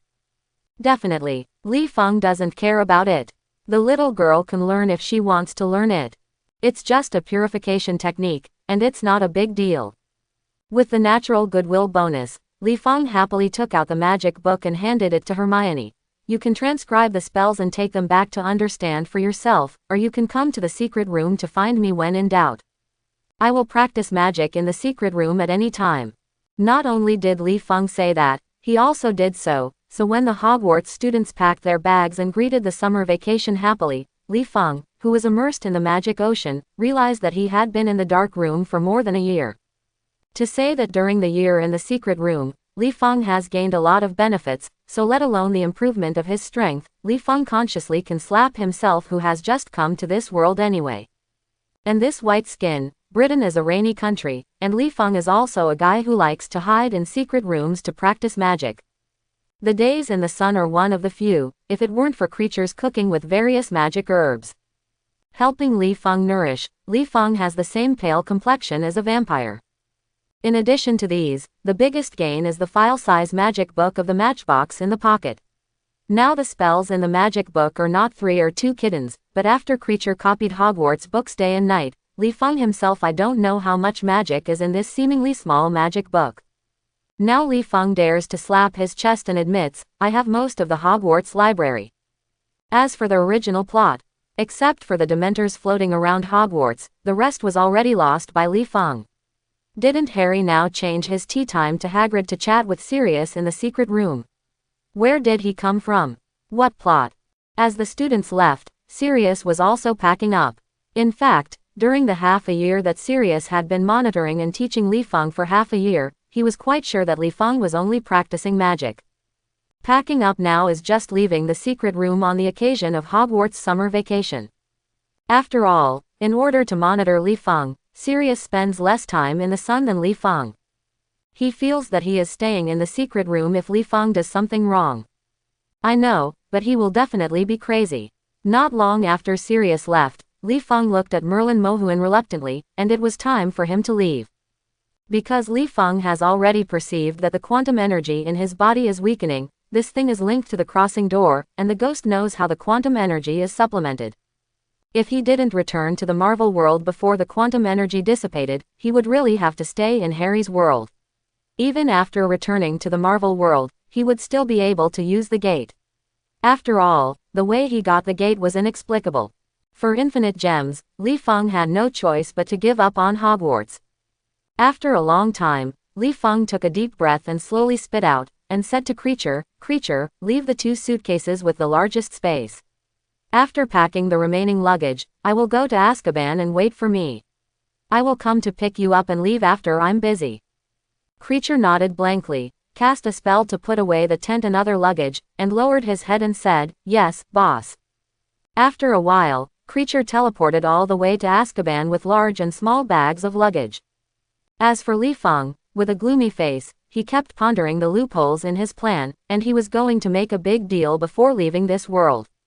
As for how big the ticket is, some people describe the achievements of a man like this: 30 years old is rich, 40 to 50 years old and girlfriends, 70 to 80 years old can drive by himself, 100 years old can still stand and pee, 300 years old at that time. The photos were still hanging on the wall, and what Li Feng could achieve was that his photos would still be hanging on the wall of the Ministry of Magic 500 years later. For several days, Li Feng kept changing into other people's appearances, appearing to be wandering around in every corner of Britain, quietly taking a few moments of nearby terrain. Until this evening, not far from Minister of Magic Cornelius Fudge's house, Li Feng transformed into a street-begging homeless man sitting on the side of the road, scanning the pedestrians on the street with his eyes, looking for Fudge who came back from work. There are many reasons why Li Feng set his first target at Fudge. First, after a simple investigation, Li Feng knew that Fudge likes money, so Li Feng felt that there should be a lot of collections in this guy's home, and these collections are all in Li Feng, whether they are knowledge or magic items. On the robbery list. The second is status. They are also ministers of magic anyway. If the house is ransacked and you don't know how much disturbance it will make, it should be easy to get Dumbledore's attention. As long as Dumbledore was drawn away from Hogwarts and Hogwarts became undefended, Li Feng's plan was mostly successful. Only when Li Feng came to Fuji's house did he realize that he wanted something bad, and he didn't know how Necromancer's brain grew. He liked to hide his home, which made Li Feng want to break into the other party while Fuji was not off work. The plan of home looting was bankrupt before it was implemented. How can you looting without even knowing where the other's home is? Nothing. Li Feng could only squat by the side of the road and wait for Fudge to return to reveal the hidden house before the robbery began. About half an hour later, Li Feng finally found Fudge in the crowd who was humming a little song and taking his wife back home. Li Feng pretended not to see Fudge following behind the opponent, waiting for Fudge to reveal his home. Li Feng shot Fudge's wife with a magical impact with his left hand, knocked the opponent into the air, and shot at Fudge with a seduction spell with his right hand. To play a role, Li Feng drew out his wand and gave the opponent a petrification technique. As for how nearby muggles would react to such a fantasy scene, Li Feng didn't care. He had long seen these fake pure-blood necromancers uncomfortable, especially the pure-blood theory that was so sick that it was hopeless to be cured. Li Feng knows that although Fudge is not a Death Eater, he is still a supporter of pedigree, so now, he doesn't mind letting Fudge see how his magician, who was born in 8 generations of poor peasants, beat them. Necromancer, put the so-called pure-blood theory underfoot. I don't know if Fudge was originally lacking in combat power, or he was greedy for power and corrupted his original strength. Anyway, Li Feng's follow-up methods were not used. Fudge was subdued by Li Feng. The corner of Li Feng's mouth twitched, and he said with disdain, "It's so weak." After that, Li Feng dragged Fudge and rushed into his home. As he entered Fudge's house, Li Feng waved his hand to open the portal and recruited the Dementor who had been waiting for orders to Fudge's house. Just as the Dementors searched every corner of the room, Li Feng unlocked the petrified Fudge, which was another seduction spell, and asked, "Dear Minister, take me to admire your collection." Fudge was also a necromancer anyway. Li Feng was afraid that the opponent would be more resistant to temptation spells. When Fudge took Li Feng to the collection room, Li Feng did not forget to add temptation skills at any time. When Fudge woke up and saw that the secret room filled with collections was empty, the tears flowed down as a miserable one, which was comparable to the rainfall in the UK in a year. After looting Fudge's house, Li Feng didn't go far. Instead, he hid in the distance and watched the horror keep coming and going in and out of Fudge's house. Li Feng, who has never seen Dumbledore, frowned. It seems that Dumbledore is not here. Isn't old Deng coming to comfort Fudge at this time? Or is Dumbledore already asleep? This is totally unreasonable. It's not dark enough to sleep. Half an hour later, Li Feng, who was certain that Dumbledore would not come, dared to ransack the subject, Draco Malfoy's home. In addition to the fact that Li Feng had entered his house when the Dementors searched Sirius before, he was not afraid that Malfoy would hide the house. Another reason is that this house is a strong supporter of the pure blood theory that Li Feng is uncomfortable with. Their Li Feng conscience will be overwhelmed. After looting several families that support the pure blood theory, Li Feng, who has never seen Dumbledore, had to return to Azkaban ahead of time to hand over the 2 bulging suitcases to Kreacher and replace the 2 with no traces. The retractable suitcase appeared in the knockover alley. Compared to Diagon Alley, there are more black magic items here. As for the danger, let's take a look at the Dementors that cover the sky and the moon. Faced with this group of disgusting things that can't be killed, Li Feng doesn't believe that except for Deng Bu, outside of Leto and a few others, who would dare to face his army of Dementors. As for the Necromancer's rebellion, It's not that Li Feng underestimated them, but this group of necromancers don't know how many years of peace, teamwork that knows the ball, plus the opponents are all mixing in the knockoff alley. Obviously they are not good people. They are basically selfish guys, so it's good not to pull each other's hind legs. I am saying that Li Feng is not eating dry food. He now uses the calendar fire curse as well as how familiar he is. In case someone really fights in a group, Li Feng doesn't mind a few calendar fire curses, and those who have super ability to protect Li Feng don't be afraid. Mirror space means that people are shut down when people are shut down, and no discussion is allowed. However, Li Feng was also quite puzzled. He never concealed the Dementor during the looting. Others didn't know that Li Feng could control the Dementor. Would Dumbledore still not know? Why is he almost looting most of the wizarding world, yet he hasn't seen Dumbledore? Could it be that Dumbledore knew that his ultimate goal was Hogwarts? Standing on the roof, Li Feng licked his lips. Since Lao Deng won't stop me, then I'm not welcome. Wonkai, let all the Dementors rush into the store and drive away all the people inside. If anyone resists, they will directly attack in a group. If you still dare to resist, I will allow you to use the Dementor Kiss. Just as Li Feng was about to sack Knockout Alley, hesitation to look at Diagon Alley, Dumbledore, who was staying in the Hogwarts library, was almost unable to sit still, and the letters asking for help went to him like snowflakes. Smashing his head, the owl delivering the letter almost filled the library. Dumbledore knew that Li Feng did it since he knew that the accomplice of the ransack had Dementors, and he guessed Li Feng's goal from the beginning. Who made Li Feng's favorite thing to do when he was at Hogwarts was to copy books and discuss I want all kinds of books. Before the library was properly arranged, Dumbledore dared not leave Hogwarts easily, until Snape, McGonagall and other 4 sub-academic deans rushed to the library after receiving Dumbledore's request for help. Dumbledore did this. The 4 professors were hurriedly ordered to guard the library and open the portal to Knockdown Alley. In Knockdown Alley, Li Feng, who was busy in the drugstore while paying attention to the surroundings, suddenly saw a portal on the street, and grinned silently, but Li Feng was not busy leaving for the time being, and he still had to make sure that the person in front of him was Dang. Bledo, what if a Exabe Goods arrives, and then Li Feng plunges into the Hogwarts trap? After a while, when the Dementors heard that they were sure they were smelling Dumbledore, Dumbledore had already shot the Dementors in the sky. As Li Feng opened the portal, he watched Dumbledore release the Roar Guardian, and let a silver-white phoenix drive the Dementors around, but only let the Dementors run around. I want to rely on the Guardian of the God Roars. Killing them is still a bit difficult. Li Feng is not sure whether Dumbledore can kill the Dementor. In order to reduce unnecessary losses, Li Feng ordered Wonkai to lead the Dementor and Dumbledore through a slave contract to entangle Dumbledore in a non-stop fighting manner. If Dumbledore was found to be leaving, allowing the Dementors to attack the residents staying in Knockout Alley. Across the portal, when Li Feng turned to close the portal, Dumbledore, who rolled his eyes wide and called his name loudly, prayed in his heart, I hope Dumbledore's temper is the same as in the movie, and I don't want to see the innocent people sacrifice, even if this person is the Black Necromancer in Knockdown Alley. If Dumbledore appeared in front of him since the looting of Li Feng would open the portal directly to the library and looted books that had no magical powers. As for those books without magical powers, Li Feng said that he would pass through. If the door can't be taken away, it's useless if he snatches it. But now, all fools knew that Dumbledore had guessed his plan, and Li Feng would not rush into the library stupidly.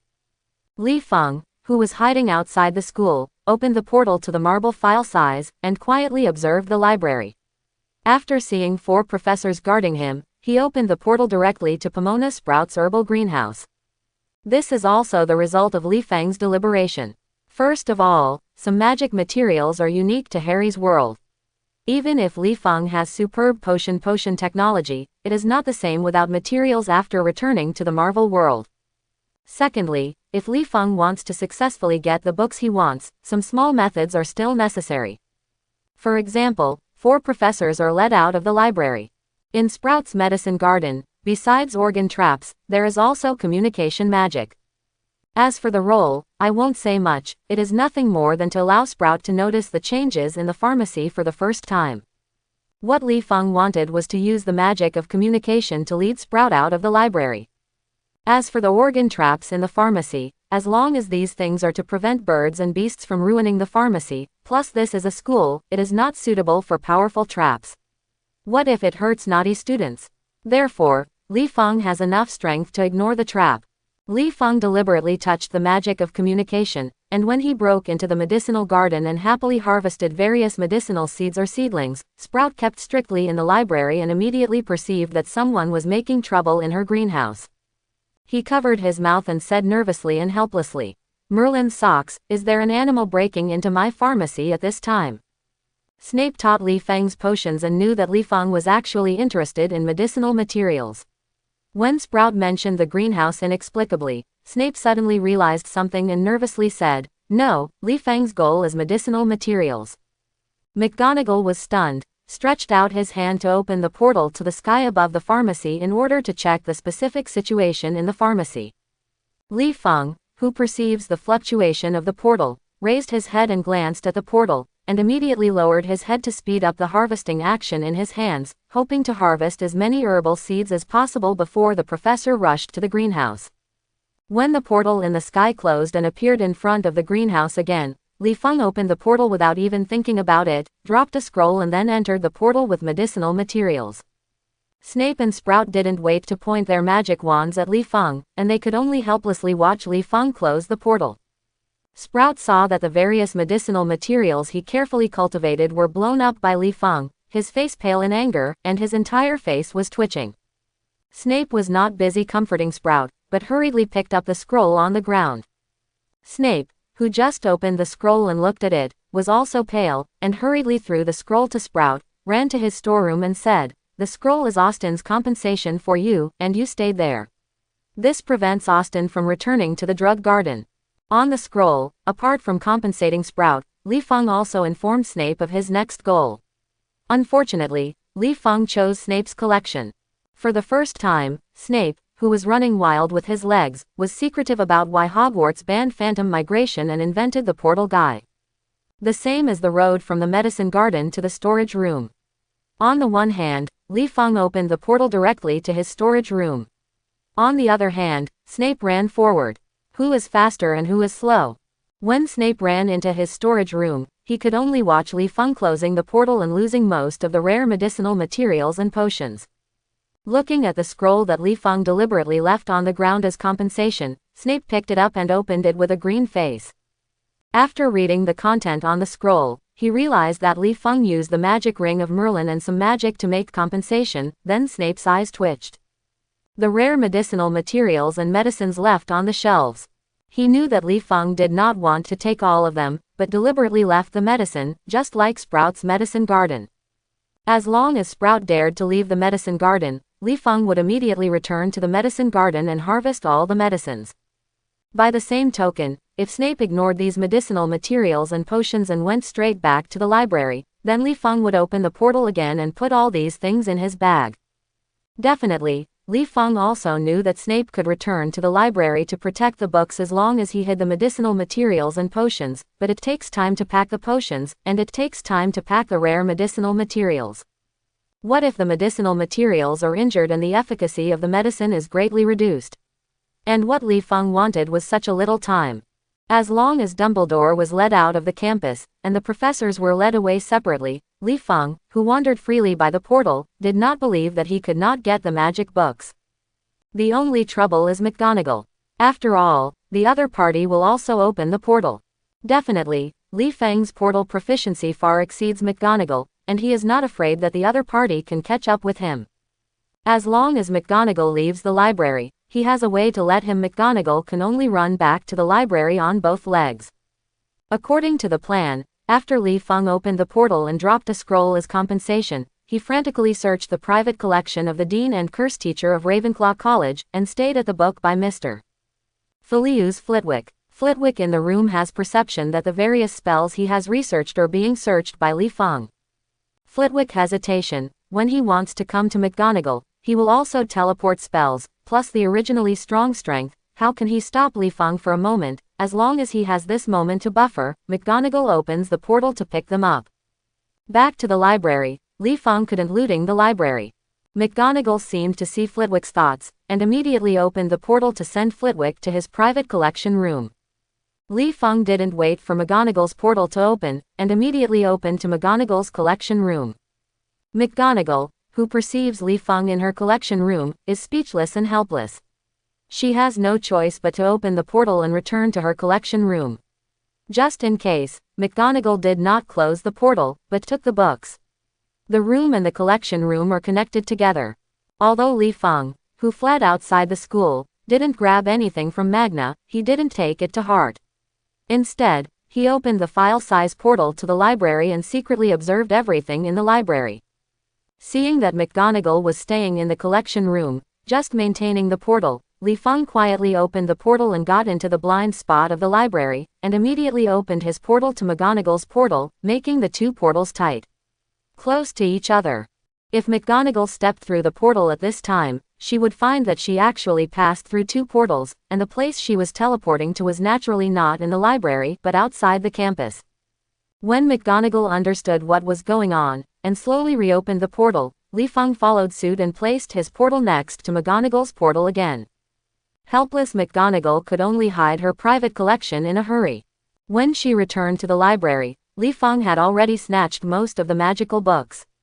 Only Snape, who returned to the library with the potion, was the first to hide the potion, and his face was stern. "Hold the scroll in your hand and stand in the library." Returning to Azkaban, Li Feng grinned his back teeth and gently stroked the suitcases in front of him. The so-called murder and arson gold belt. Don't underestimate the fact that there are only a few suitcases. These are leather suitcases with no traces. They store most of the spoils of Li Feng's crazy search for the magic world, and they are all magical items. If they are all displayed on the exhibition, it is estimated that a large truck can't fit.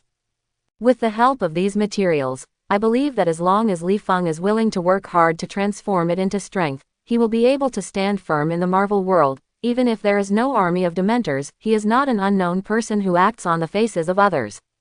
In order to prevent Dumbledore from guessing where he was hiding, Li Feng used a slave contract to let the Dementors who had been holding Dumbledore scattered and flee, and then waited at the designated place for him to open the portal and take them back to Azkaban. All moved to the Marvel world. After a while, Wong Kai told Li Feng through the slave contract that they had gotten rid of Dumbledore.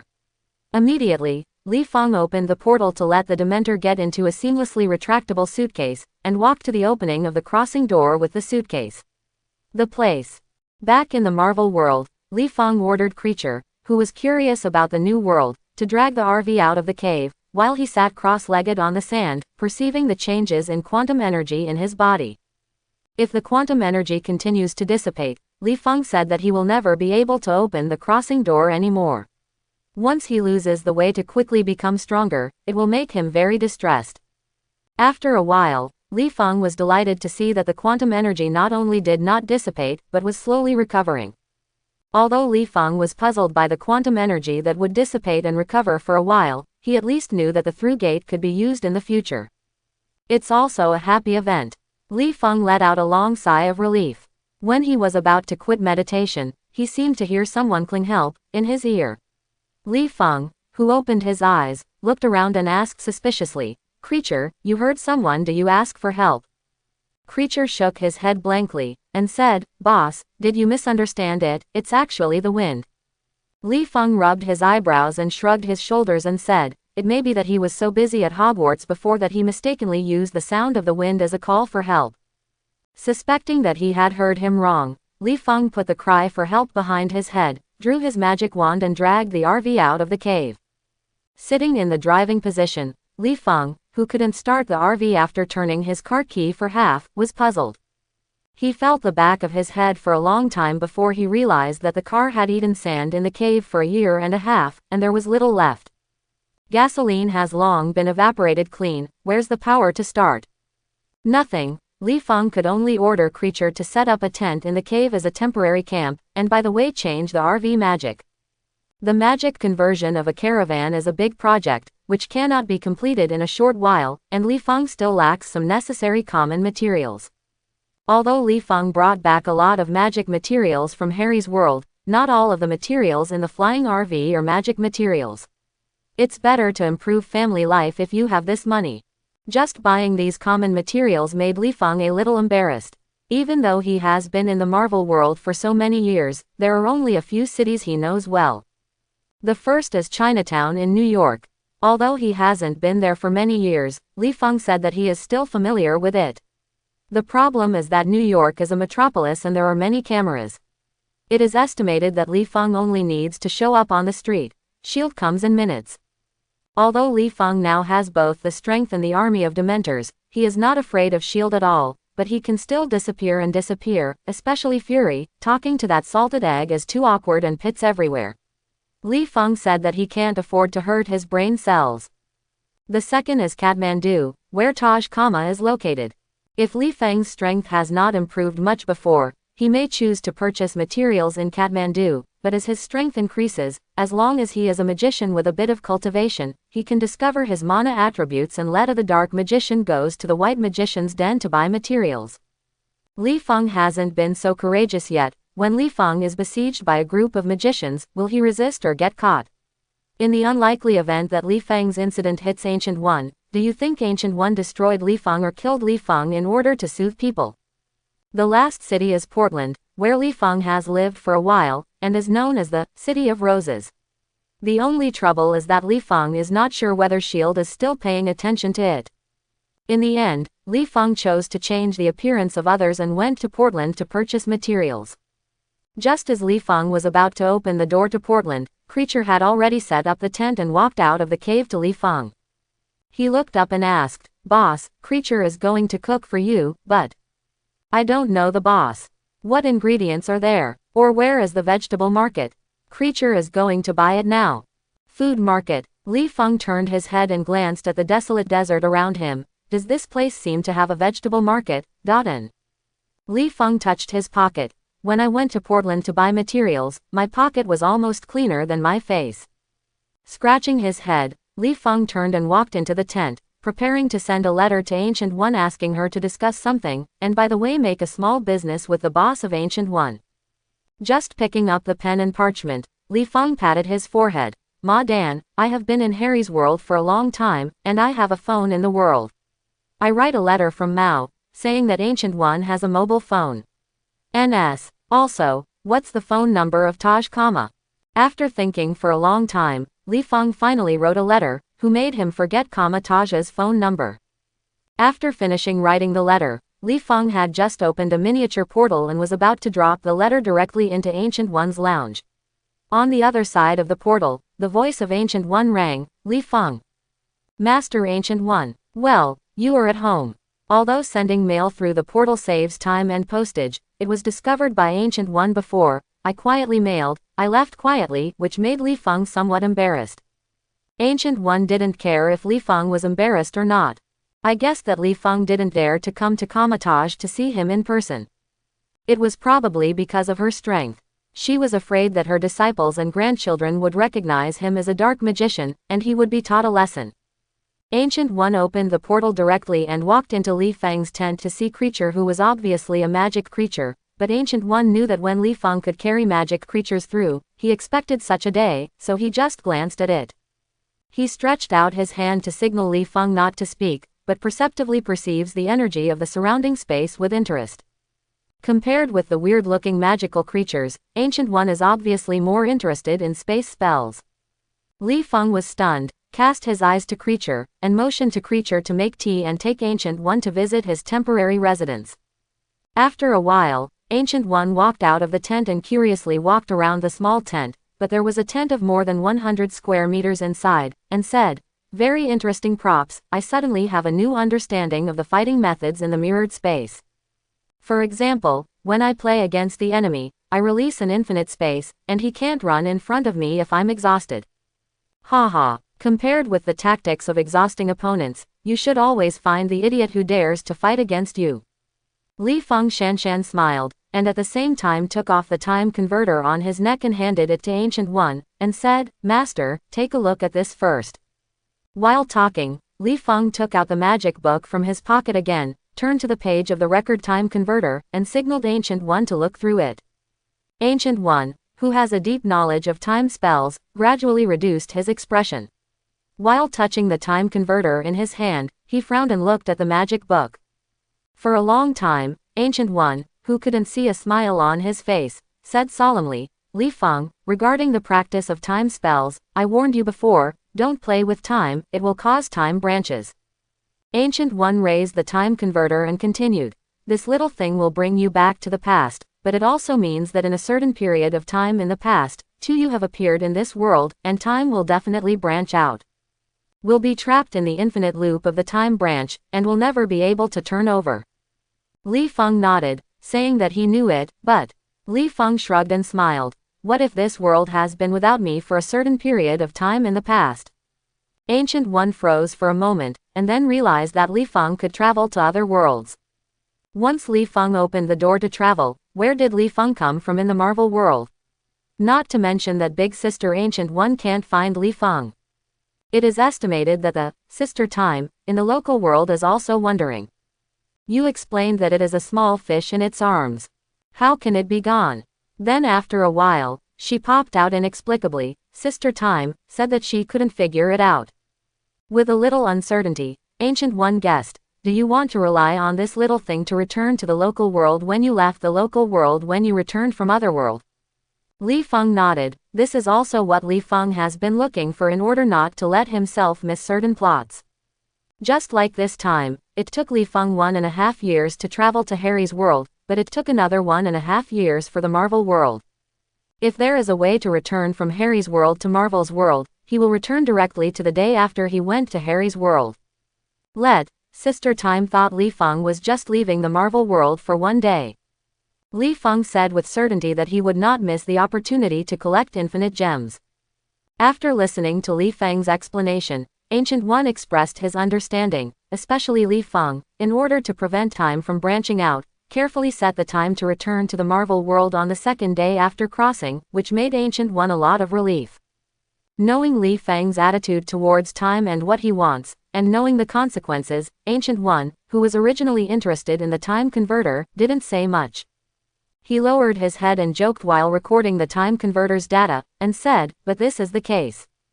Come, don't think you're less than 30 years old in the local world, but the time you travel to Otherworld still affects your body, and it will not decrease because you return to the past, which means that your ID card will show that you are only 30 years old, but his face is covered with age spots. The corner of Li Feng's mouth twitched. This joke is really not funny at all. Not to mention that Li Feng's lifespan is prolonged after possessing mana. It is said that Otherworld's treasures that can make people live longer are countless. If Li Feng's luck is better, it's possible to live forever, and you will always have a face in your 20s, age spots. What is that? Chapter 91. After talking about the time converter, Ancient One looked at Creature. Seeing this, Li Feng was busy explaining to Ancient One what a house elf is and its inner values. Li Feng was long-winded. Ancient One finally understood what Li Feng wanted to express. To sum it up, Creature would not leave Li Feng's side, otherwise Creature would be killed by the servility he had cultivated over the years. This made Ancient One curious about Creature's race, and severely warned Li Feng to be optimistic about Creature. As for the reason, if the capitalists of the Marvel world knew that there was still this kind of loyalty to kill Creature and kill him immediately. The little elves exist. They are not crazy yet to catch Creature, then they will draw blood, clones and copy or something, and put hundreds of creatures to work in their own factories, or to various high-level jobs. They still don't make a profit. When Ancient One was explaining, Li Feng had a stunned face. To be honest, he had never thought of this kind of operation. The only thing he thought of was that forces such as Shield Hydra would be interested in the magical creature. It's just a kind of experiment, and he really hasn't thought about the ideas of capitalists. After living for an unknown amount of time, Ancient One, who has become a human spirit, is used to seeing all kinds of ridiculous wars due to a little profit.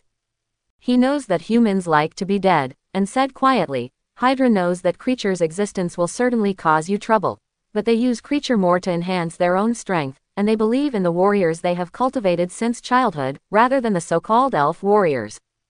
But the capitalists are different. What they want is money, and cloning a creature means that they pay less wages and increase their income. What do you think of those greedy capitalists? No, to say that those workers are forced to lose their jobs, it means that most of a city is housed elves. Once these house elves feel that ordinary people are not worthy of their masters, what do you think of a war between ordinary people and house elves who possess magic? Quote, don't think it's impossible. After all, in the concept of house elves, they are the servants of magician, not the servants of ordinary people. Li Feng shuddered. By Ancient One, Shan Shan said, where is the army? And the final nuclear peace? Ancient One shook his head and felt ridiculous at Li Feng's still somewhat naive thoughts, and said, what then? Except for the humans hiding in the refuge, at least half of the remaining dead and injured, I said at least, understand. Plus the environment the destruction caused, food shortages and human evil thoughts erupted during the disaster. How many humans can survive even if hiding in the refuge? And listening to your introduction, I feel that house elves survive radiation and food shortages. Hi, I'm afraid that house elves will become the masters of the earth in a few hundred years, and humans will be locked in the zoo with the label of treasure species, don't eat. I don't know why. After listening to Ancient One's words, Li Feng had the idea to kill Creature now. Fortunately, Ancient One said quietly at the end, I think I'll use the eyes of Agamotto to see if I'm going to be in the future. What changes, if? Ancient One did not finish speaking, but looked at Creature. Li Feng also glanced at Creature, nodded slightly. He understood what Ancient One was thinking. It was nothing but Ancient One. If he saw Creature betraying him in the future, then Li Feng could only let Creature disappear. If he did not betray, Li Feng would naturally continue to enjoy Creature's service. After thinking about it, Li Feng Shanshan opened the suitcase containing the Dementor, scratched his head and said embarrassedly, I'm back this time with a group of servants besides Creature. At the moment when the suitcase was opened, Ancient One frowned and waved his hand to force the biting chill from the Dementor back into the suitcase. There was no need for Li Feng to say more. She already understood that the creatures in the suitcase were not kind creatures, but a group of half-life and half-dead evil species. When Li Feng introduced that the Dementors were basically unkillable creatures in the original world, Ancient One raised his hand to a Dementor with disdain and killed one on the spot. Inside the suitcase, when the Dementor's cold air was sealed by the Ancient One and there was no leak in the suitcase, Wang Kai looked at Ancient One and Li Feng with a bewildered face, and saw that the Ancient One killed a tribe member comfortably. Wang Kai suddenly looked at Li Feng pitifully, begging for mercy, hoping that Li Feng could stop the bald lady from killing his people. Wang Kai felt that the shadow area in his heart had been expanding since he met Li Feng, but he didn't have the courage to say that when he was in Harry's world before, Li Feng basically ignored him. He was still free to be the leader of the Dementor. Are you looking at what life he is now? Not to mention that Li Feng doesn't care about their hungry stomachs, or that hundreds of Dementors are crowded into the narrow suitcases that even struggle to turn around. How can they be killed by individuals now? At the beginning, it was said that Dementors could not be killed, and that they were invincible by nature. What if the rule said that if you turn your face, you turn your face? Ancient One glanced at Li Feng and smiled, is it impossible to kill? Li Feng shrugged, not to mention that Ancient One can easily kill Dementors. Even the pupils in Kamatage wanted to kill a few Dementors, that was a lot. However, it is also because there are more people who can kill Dementors by Kamatage. Ancient One will only record the information of the Dementors, and after applying for the temporary residence permit, with Creature, they will not be involved. Anyway, the Dementors can't be in the Marvel world. How about it? Li Feng raised it as long as he wanted to raise it, only when Li Feng raised a big dog that was a bit lethal. In addition, Li Feng used a slave bond to restrain the Dementor, which is equivalent to tying an iron chain around the neck of a big dog. Compared to the soldier-type Dementors, Ancient One is more worried about Creature. After all, Dementors are useless to capitalists and are not even qualified to be bodyguards, unless that person likes to be absorbed by Dementors. Be happy and be a fool. But, Ancient One looked at Li Feng with a smile, and said quietly, how do you provide them with food? Li Feng, Ma Dan, forget that these guys can't eat white rice, but suck the happiness of people. Or let the Dementors sneak into the prison to suck the prisoners. Li Feng, who quietly watched Ancient One's face, was about to forget the bad idea he had just thought of. He didn't want to be hung in the desert by the human master Asgardian Ancient One. Scratching his head, Li Feng looked down at Wang Kai and asked in undead language, Wang Kai, how long can you live without eating or drinking? Hearing Li Feng's question, Wang Kai, who had guessed what Li Feng wanted to say, felt that his mentality was about to collapse, and said sadly, "Master, although we are not hungry, the hunger will drive us crazy. If I don't die, I'll be mad or not. Even if I'm mad, I'm still bound by a slave contract." Li Feng thought about the big deal to let the Dementors follow him to Otherworld to eat, and turned his head to Ancient One and said, "It's okay, the Dementors are not hungry. Let them be hungry, and wait for me to figure out a way to feed them." After speaking, Li Feng closed the suitcase and let Wang Kai stay cool. When he walked to the other suitcase, Li Feng rubbed his hands flatteringly, and opened the suitcase and said, "Master, do you want these materials? I want to sell them to you."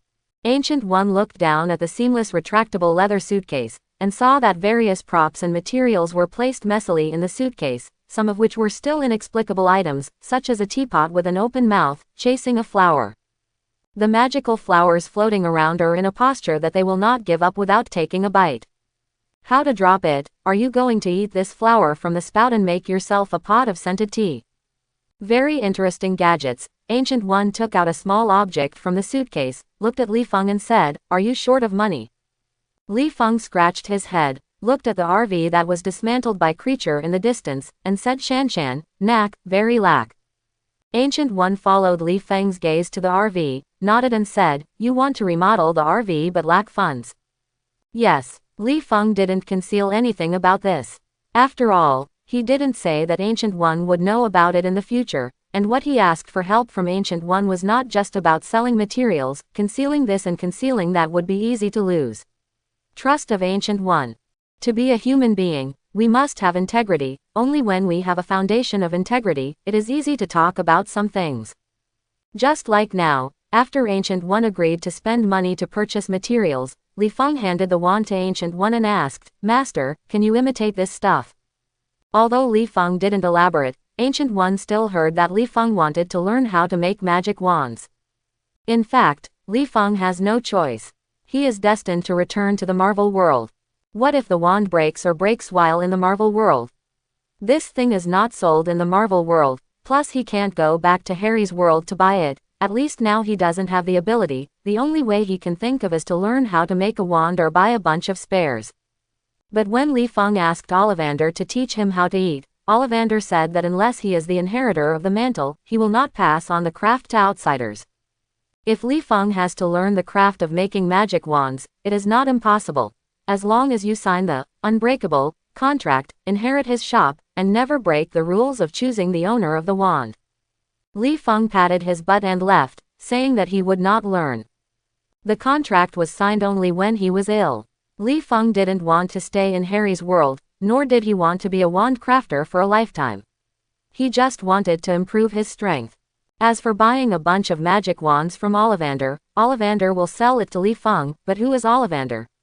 If someone buys his wand and uses a ruler to measure it for a long time, does he know that Li Feng has a wand and will sell it to him? So when he left Harry's world, Li Feng looted a lot of wands as spares, but after trying other wands, Li Feng realized that these looted wands were not easy to handle, or that the use of these strange wands would give him his strength. A big decline. With some curiosity, Ancient One used the magic wand to release several spells, indicating that the magic wand is good and can effectively improve the success rate of spell casting. As for imitation, it is not impossible, but this magic wand needs to be disassembled. As soon as Li Feng heard this, he immediately pulled out a few looted wands from a suitcase and handed them to Ancient One, letting Ancient One dismantle as much as they like. Ancient One studies slowly. After Ancient One picked out the items that he was interested in from the materials looted by Li Feng, he took a non-marking stretchable suitcase and left. Definitely, the suitcase was originally one of the items purchased by Ancient One. Who made Ancient One feel there are a lot of otherworld magic items that I am interested in, and I am also originally interested in the infinite retractable curse. Before long, a portal appeared in Li Feng's tent again. Ancient One stood inside the portal and handed a paper bag full of banknotes to Li Feng, saying, "Have you all lived in the desert area recently?" After receiving the purse, Li Feng nodded, touched the back of his head, and said a little embarrassingly, "Master, do you have a way to hide the mana attributes?" In fact, Li Feng not only knows that Ancient One has it, but it is also a top-level hiding method. She didn't see her old man using dark energy himself. Apart from accidental discovery by Caecilius, who else knows? Even if the Mortis later learned that Ancient One was using dark energy, it was not their own observation. Ancient One didn't know what Li Feng was thinking. He nodded and said, "Bring the magic book." Hearing this, Li Feng hurriedly took out the file-size magic book of the matchbox and handed it to Ancient One. Ancient One did not accept the magic book. He just reached out and clicked on the magic book and burned the method of hiding the mana attributes on the magic book. Said, "Treat creature well, in the future." Ancient One paused, as if he wanted to tell Li Feng about the future he saw. Even if Li Feng had some knowledge of time spells, perhaps Li Feng would be able to feel comfortable in the future. See the future. After hesitation, thinking that some things can easily cause unknown changes if they are notified in advance, Ancient One finally decided to conceal certain things and said vaguely, "He is very good." After speaking, Ancient One waved his hand to close the portal. Li Feng didn't think about the future, but just smiled inexplicably, because he knew that creature would at least not betray him in the future and would not cause any trouble in the future through Ancient One's narration. It's just Ancient One's attitude towards creature that Li Feng couldn't help but speculate. It seems that Ancient One knows my arrangements for creature. After thinking about it, Li Feng left his guessing behind. The future is talking about in the future, now, worry about it. Li Feng, who received the money, pinched to estimate the time difference between Afghanistan and Portland. When the Portland store was open for business, Li Feng held Mordor's face and opened the portal with a purse and came to a certain Portland home. The supermarket is preparing to buy the materials for the magic-modified car. Carrying a large capacity shoulder bag, Li Feng, who traveled back and forth between Afghanistan and Portland, ran a number of supermarkets, and secretly broke into the 4S shop and dismantled a number of brand new cars and got some parts, finally changed the spare parts for the RV are all ready. Returning to the endless desert, Li Feng officially began his half-year journey of transforming the RV. During the magic reform period, it can be said that there are constant troubles. Li Feng is struggling to think of some magic reform solutions. For example, how to make the RV safe flight is not a question of whether the RV can fly, but how to avoid the radar after the RV flies to a high altitude problem. Li Feng is just an elementary school scum. He doesn't understand this kind of technology. If you want to talk about how to use magic to avoid satellites and people's sight, Li Feng said that a stealth is solved, but the radar thing does not make sense. You can't see the RV with the naked eye.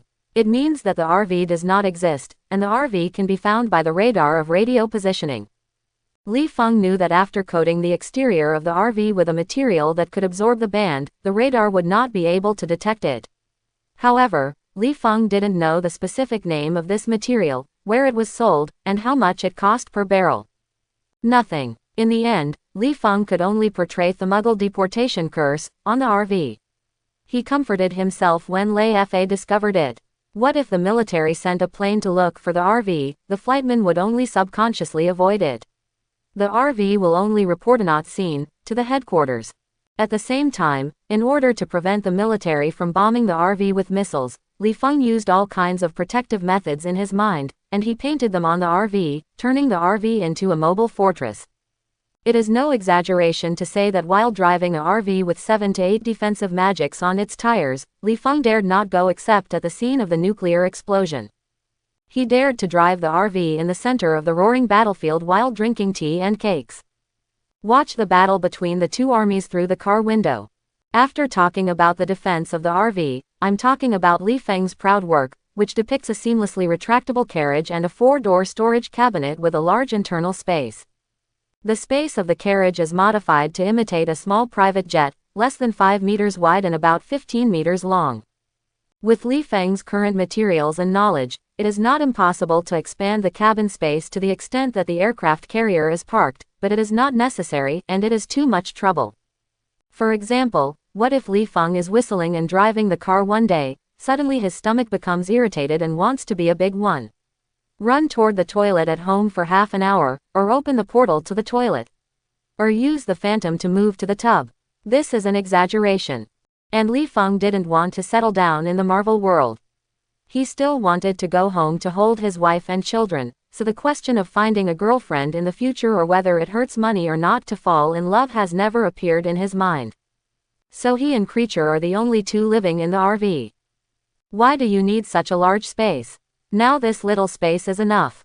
As for the Dementors, just squeeze them into the crowded suitcases.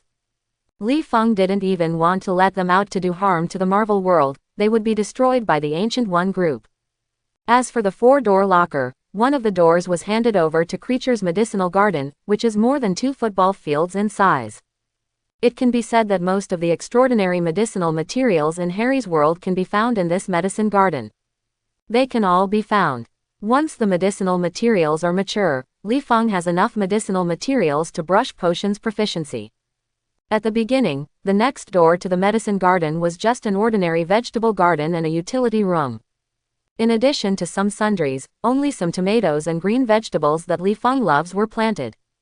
There were also a few hens who could only lay eggs, but I didn't know Creature. The brain convulsions are how to drip, which means that drinking fresh milk every day is good for health, and it forced Li Feng to get a few cows. With the start of cows, Creature was completely convulsed, saying that Li Feng's future sources of ingredients cannot be sprayed with pesticides and must meet high standards. Then he didn't know where to get some cattle and sheep to raise himself. This is not over. Creature accidentally heard Li Feng, who bought the duck neck from Chinatown, while chewing and saying that the thing was delicious, but the quantity was too small and it was too expensive. A few ostriches were stolen from the zoo, indicating that the eggs laid by this kind of chicken are not only full, but also have a long neck. Making a duck neck will definitely make Li Feng enjoy eating. At that time, Li Feng had a dumb face. Ostriches are birds, and chickens are also birds, but they are not the same species. And what he eats is duck neck, not chicken neck. If it weren't for being afraid of Creature's convulsion and causing harm to an animal, Li Feng really wanted to tell him that there is an animal in this world called a giraffe. That thing's neck is only called a long one, and the one made into a duck neck is enough to eat for a few days. NS. In this way, in the fog of Li Feng, Creature forcibly transformed the good vegetable garden into a breeding farm inexplicably, and the good RV was transformed into a self-sufficient small base by Creature. In addition to these two spaces, there is also a place for Li Feng to practice magic in the 4-door locker, and a collection room for Li Feng. However, in addition to all kinds of books on magic, the collection room now has only a few fragmentary objects, including the teapot that likes to chase magic flowers and bite. That evening, Li Feng sat on the roof of the car, drinking beer leisurely while watching Creature sprinkle various spices on the roast leg of lamb by the campfire. When Creature was carrying a sweet and juicy lamb to Li Feng, a portal suddenly appeared by the campfire. Seeing that the person coming was Ancient One, Li Feng hurriedly jumped out of the RV and handed the mutton in his hand to Ancient One, and said, "Master, why are you here? I won't say anything in advance, so I can prepare some richer food, Creatures. Cooking food is delicious not to be missed." Ancient One smiled and took a sip of the lamb, then nodded to Creature who was turning over the roast leg of lamb and said, "It is indeed a delicacy not to be missed." Hearing the compliment, Creature bowed slightly to Ancient One, expressing his thanks to Ancient One for the praise, and then turned around and evenly sprinkled the seasoning on the leg of the lamb, preparing to come up with a better craft to entertain Ancient One. Li Feng, who roughly guessed why Ancient One came from, signaled Ancient One to walk into the RV and take a good look at his home. After a while, the two walked into the collection room, ignoring Li Feng's collection of Ancient One, took out the time converter from his arms and gave it back to Li Feng. The eyes of Agamotto can see everything that happened in the past. Li Feng suddenly felt in his heart and thought to himself, Ancient One doesn't know my old bottom, right? What do you always see? Ancient One smiled and shook his head, ignoring Li Feng's question, but said, "Take out your magic book, I will give you the sorted spell." Li Feng was a little confused and didn't understand whether Ancient One knew his origins, but since Ancient One would also teach himself time-regulating spells, what was Li Feng being polite, and he was about to hand the magic book to the magic book. Ancient One reached out and clicked on the magic book with his fingers, then lifted the plate in his hand and said, "Don't mind if I take it away and taste it slowly." Don't say that Li Feng has not opened the magic book to check the new time spells. Even if he is immersed in the magic world, he will not care about a dinner plate. He nodded and said, "Definitely, there is a whole leg of lamb outside, which needs to be packed. Take it away." Ancient One, who reached out to open the portal, shook his head slightly, and turned back to Kamatage. Seeing the departure of Ancient One, Li Feng let out a long sigh, and put aside the guesswork about whether Ancient One knew he was old, and solemnly put the time converter on a separate collection shelf. This was Li Feng's first precious collection, and it is related to the time domain and needs to be properly kept. After laying down layers of magic and wrapping the time converter, Li Feng couldn't wait to open the magic book, ready to check the time spell. Only when Li Feng opened the magic book did he find out that, in addition to the spells related to time, Ancient One gave Li Feng the craftsmanship for making magic wands, but Li Feng frowned and scratched his head after reading it. This is different from what I thought. Shield Somewhere Secret Base. In a pure white room less than 30 square meters, Phil Coulson, who is not handcuffed, wears a blindfold and sits upright in front of a metal table with 2 glasses of water and a mobile phone. Opposite Phil Coulson, Fury, who was finally bald and evolved into a marinated egg, read a detailed information about Phil Coulson, while leaning against the back of the chair with Erlang's legs, nibbling a taco. From eating in terms of speed, Fury has been hungry for a while. Soon, Fury, who had swallowed the last bite of the taco, put down the information, picked up the water in front of him, took a sip and said, "Phil Coulson, take off the blindfold." "Okay, sir." Phil Coulson took off his blindfold, wondering where it was. He only knew that after completing a mission, he suddenly received a call from Fury, and then he was led by 2 fully armed Secret Service teams wearing blindfolds, flying around in planes and cars to bring the base. Fury picked up the phone on the desk, opened a file and stared at Phil Coulson with only one eye, and said with a serious face, "Listen to a recording first and tell me your first feeling." After finishing speaking, Fury pressed the play, and a slightly familiar voice of Phil Coulson rang in the phone. This is a recording of Li Feng handing over the resurrection technology to Fury on the RV. Soon, the audio ended, and Phil Coulson asked half doubtfully, "Sir, this is Austin." Fury nodded. Phil Coulson was a little surprised, and said with a confused look, "What about the content of this recording?" Fury did not answer Phil Coulson's question. Instead, he said, "Regardless of whether the content is true or false, after listening to Austin, you have repeatedly emphasized not to let us resurrect the corpse and handed us a damaged USB flash drive with resurrection technology. What do you think?" Phil Coulson recalled a little, and said, "To be honest, my first reaction was not to believe it. After all, I was resurrected, how to say it, a little beyond my imagination." Fury nodded slightly and said, "What if you see a paper document and a medical expert tells you that these resurrection methods are real?" Phil Coulson said without thinking, "Find a way to repair the broken USB flash drive, and then experiment." "Same as I thought." Fury stood up and opened the door to the room, beckoning Phil Coulson to leave the room with him, and said, "When I knew that Austin had hypnotic ability, my first reaction was when I returned to the base with the USB flash drive. I was looking for a psychological assessor to check if I was affected by Austin hypnotic ability, and to determine whether I wanted to do a resurrection experiment after repairing the U-disc because of my own inner thoughts or because of the influence of hypnotic ability." Phil Coulson, who followed Fury, looked at the corridors full of soldiers and doctors wearing bioprotective suits, and asked curiously, "What did the assessor say? And sir, can I know where this is?" When he walked to the elevator, Fury pressed the elevator and said, "The inspection result shows that I am not hypnotic ability, but..." Fury shook the phone in his hand and said, "The experts told me that everyone is curious. In mind and rebellious mind, the more Austin refused to let me study, the more it aroused my urge to do experiments. Especially when a medical expert told me that the resurrection method was completely feasible, I couldn't be sure that this was not Austin. Ding is suggesting something to me. As for where it is," Fury said with a shrug, "I might tell you when you leave."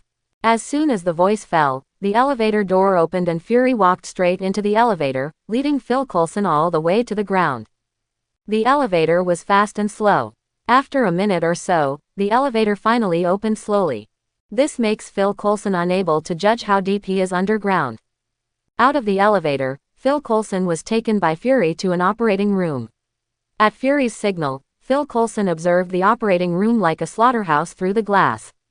"I saw 2 operating tables in the operating room, one of which was lying on the corpse of an orangutan with its chest cut open, and the other was an orangutan with an ups and downs chest, which was suspected of being anesthetized." At Fury's signal, several doctors in the operating room began to take out the internal organs of the dismembered orangutan and replace them with the internal organs soaked in formalin. Towards the end of the operation, Phil Coulson watched in disbelief that the doctors sutured a pair of apparently human arms to the broken arms of the two orangutans. Although Phil Coulson guessed that everything in the operating room was related to the resurrected corpse, he did not. Can't figure out how the self-administrator's brain was opened. Orangutans have human arms.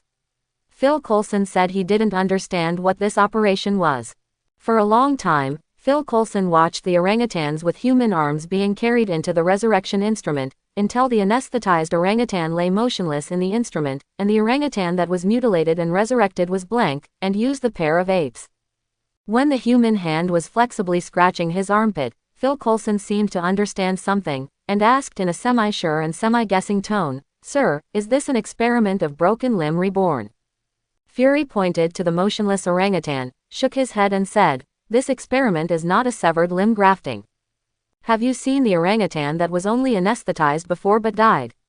Only the dead corpse can be grafted and resurrected, and once the animals that were alive enter the final resurrection process, none of them can only survive. Judging from the current technology, if you want to repair your body if you have missing arms or legs, I can only shoot you first, cut your hands and feet on the stitches, and finally revive you." Phil Coulson hurriedly shook his head, saying that he is still alive, even if he has a broken hand and foot, he does not want to be shot. As for the resurrection, Phil Coulson, who watched the orangutan mutilation with his own eyes, thinks it is better to forget it, which gives him a kind of posthumous punishment. The illusion of being sold on meat vendors is still the kind that doctors can choose. Looking at the weird orangutan that was alive and kicking after the resurrection, but also able to use human arms flexibly, Phil Coulson looked at Fury again and asked, "Sir, are there any side effects from the resurrection?" Fury nodded and motioned to Phil Coulson to continue to follow him, and said, "We have conducted animal experiments many times. Whether it is a chimpanzee or a mouse, the success rate of resurrection is very high. Remember what Austin said in the previous audio. Will the resurrected corpse lose memory? We have not found other side effects in animal experiments. As for whether the animal has lost memory, it is difficult for us to judge." After that, Fury stretched out his hand to open the door of the monitoring room while looking at Phil Coulson, faintly said, "The human resurrection experiment was only done once a few days ago, and the experiment was successful once. After the resurrection of the corpse, in addition to losing all memories, we did not find other side effects." Phil Coulson was stunned, and when he was about to ask about it, he saw Fury pointing to a man on the monitor screen with a naked upper body and full of scars, busy playing barbell squats, and asked, "Are you familiar?" Phil Coulson nodded in astonishment, and said, "Bob Mantner, a former member of the Special Service Team, was blown up by a grenade last month when he was on a mission." Fury looked at Phil Coulson with an unbelievable expression and smiled. "Since I got the USB flash drive from Austin, I asked the technical department to repair the USB flash drive while deleting the team to conduct the experiment. It took nearly 2 years. After many resurrection animal experiments and continuous improvement of resurrection technology, I dared to conduct human experiments some time ago." Phil Coulson, who has been watching the surveillance, watched Bob lift the barbell easily, frowned and said, "Sir," the barbell in his hand. "Almost 500 kilograms, Fury said, shaking his head. "It's not yet a Guinness record." Phil Coulson cast his eyes silently. "Fury, it's not a Guinness record, but I'm not blind," and Bob didn't breathe for a while. "This is totally playing." Fury was a little at a loss when seeing Phil Coulson. Taking into account his own arrangements, it would be better to explain some things. He said, "The muscles of living people are controlled by the brain, and the power they can exert is limited, but after the resurrection, Bob's muscles, but it is not within the control of the brain, he can exert 100% of his muscle power, so you see Bob like Superman." From the time he took the plane blindfolded, Phil Coulson had been confused until he saw Bob, who became Superman after being resurrected, and felt that Phil Coulson, whose 3 views had been revised, had faintly guessed something, and couldn't help asking, "Sir, you find me?" "Fury, I will arrange for Bob to be your subordinate, and you will become his inspector, and report everything you see to me at any time. Remember, this mission is not in the record file." As expected, Phil Coulson nodded and said, "Yes, sir, do you want me to see Bob now?" Fury shook his head and stared at Bob under surveillance. He didn't know what he was thinking about. After a while, he said, "You have also contacted Li Feng's information. Did you see that he has the ability and the place to resurrect the corpse?" Phil Coulson was taken aback, shook his head and said, "Current information shows that Austin is the only valuable caravan, but I can't see that the caravan can be equipped with equipment for resurrecting corpses, and his education is not enough. Support him to carry out the resurrection experiment, but he can completely sell the resurrection technology to big companies." "Yes, sell it to the capitalists, then the problem is," Fury asked, squinting, "did you hear of any laboratory that completed the resurrection experiment?" Phil Coulson shook his head. He hadn't heard of it, even if it was a suspected rumor. Fury sighed and said, "This is also something I can't figure out. If Li Feng handed over the resurrection technology to us to resurrect the corpse, then why didn't he ask a capitalist, even private sponsorship, and why did he give it to us? Isn't it my personal charm?" Phil Coulson shrugged, saying he couldn't guess. For a long time, Fury said in a joking tone, "Before I don't know Austin's ultimate goal, I'm not going to continue to resurrect the corpse. Instead, I will study the grafting technique of severed limbs. Once the experiment is successful, we will no longer have disabilities. Soldiers, this can save a lot of pensions." At the same time, Fury added in his heart, "If we figure out the purpose of Austin, we will even remove the expenses for the purchase of the cemetery. With regard to the understanding of time, Ancient One is worthy of being a master among the masters. It just relies on the working principle of the time converter to organize it into spells and submit it to Li Feng. It can be said that as long as Li Feng practices step by step, one day he will be able to break away from the time converter. Circumstances go back in time. However, the time spell given to Li Feng by Ancient One is very different from the function of the Eye of Agamotto. The Eye of Agamotto allows you to see countless futures in the outside world as you lie in bed at home and watch a big movie. Even if this happens outside the Earth, you can enjoy the future while eating popcorn, just like in Women's Federation 3. Doctor Strange was clearly in Thanos' hometown, but he used the Eyes of Agamotto to see that the Iron Man on the future Earth snapped his fingers and wiped out Thanos. And Li Feng's spells can only see the past and the only future within his line of sight. For example, after some practice, Li Feng still couldn't release time spells from the apple that took a bite from his opponent alone. He could only release spells against the surrounding environment, so that he could look at him clearly like a ghost, and the time around him kept accelerating until Li Feng saw it. The apple was taken into the RV by the future creature and sliced into apple pie, which he ate.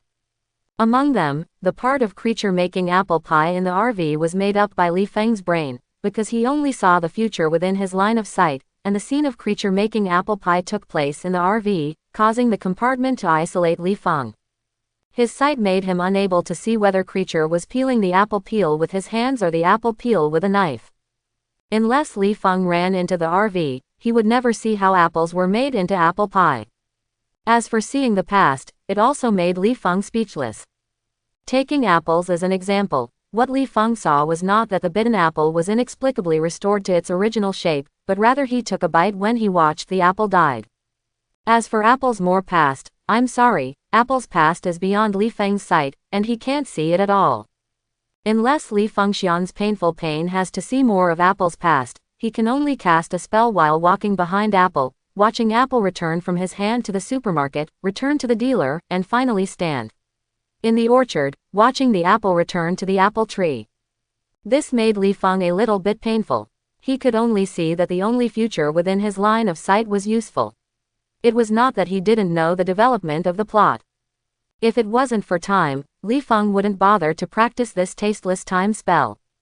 The medicinal materials in the medicine garden were cut by Clay one after another, and he hid in 4 lockers. In addition to eating and sleeping, Li Feng, who practiced magic, said that he needed to go out and let the wind go, otherwise he could not decide when it would grow out. Mushrooms are poisoned by mushrooms. There is still no cure for good mushroom poisons, so lonely. Walking out of the training room, Li Feng looked at the magic wand and a long stick hesitation, and finally picked up the long stick in the corner and put it into his shoulder bag. Speaking of this long stick, Li Feng was really helpless. At first, Ancient One dismantled how many wands and finally understood the craftsmanship of the wand, but when Ancient One put the imitation wand into the list of magical weapons for its disciples and grandchildren, Kamataja's magician didn't even want to use a magic wand. At first, Ancient One was still wondering that the magic wand can increase the casting success rate and the power of the spell.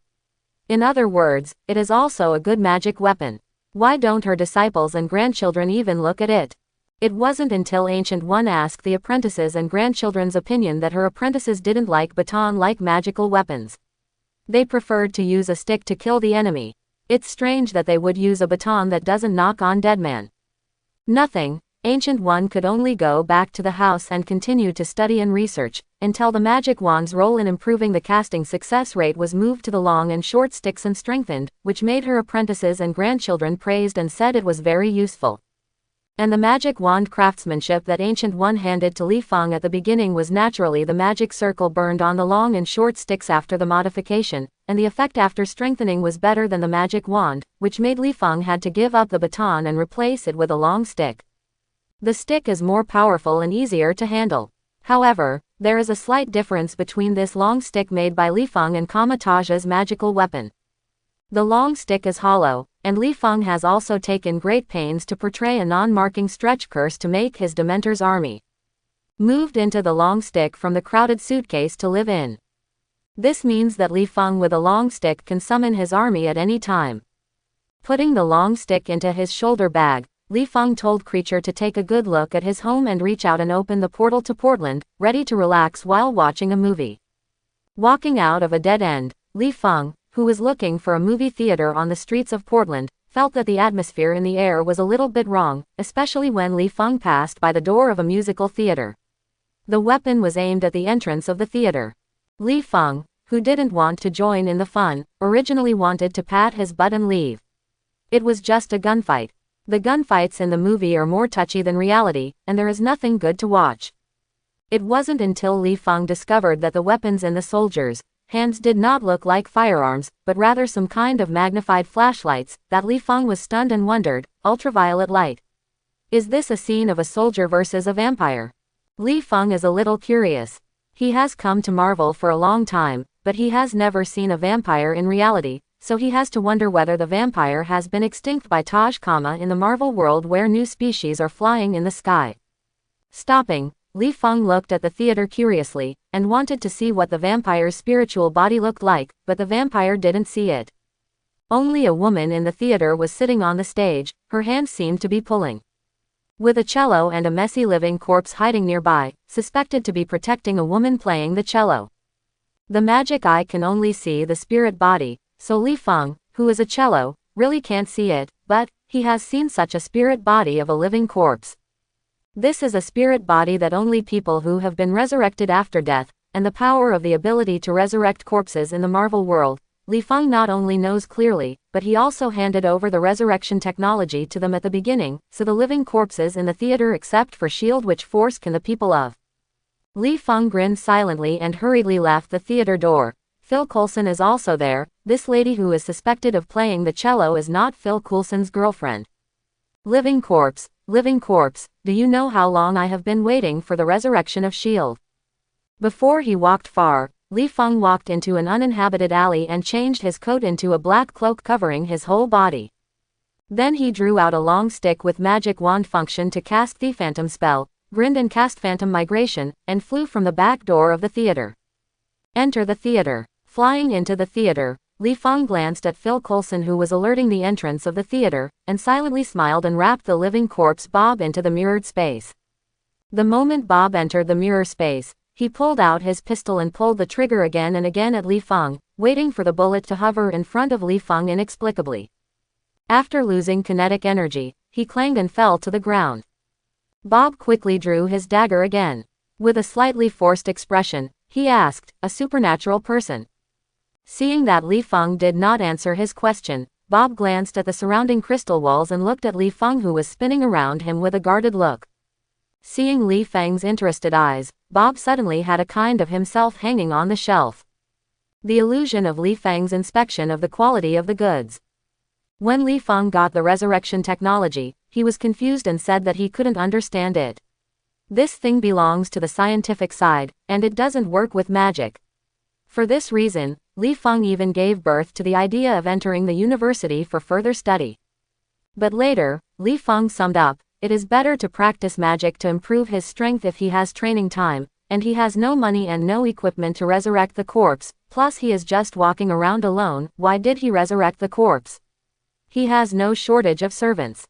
Even if you want to let the resurrected Superman mix into S.H.I.E.L.D. as a spy, it is also after S.H.I.E.L.D. has solicited to climb to a high position step by step to provide Li Feng with S.H.I.E.L.D. internal information, but this is too time consuming. Well, S.H.I.E.L.D. is disbanded but also provides a fart news. After thinking about it, Li Feng simply gave Fury the resurrection technology and asked him to help resurrect the corpse. Then Li Feng secretly controlled the resurrected corpse. Compared with the resurrected corpse of Li Feng, I believe Fury trusts the resurrected corpse more. It will be safe to use it. With the addition of the agent resurrected under Fury's eyelids, the level will not be too low, and the speed of promotion within S.H.I.E.L.D. later it can also be faster. One face is S.H.I.E.L.D., but secretly belongs to Li Feng's agent.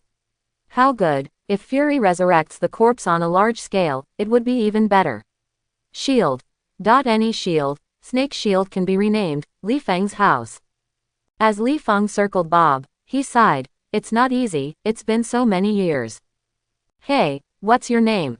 When was it resurrected? How many Walking Dead like you did Fury resurrect? Bob was stunned, feeling that Li Feng was a neuropathic person. What he heard. What resurrected or Walking Dead? Why don't you say that zombies are destroyed?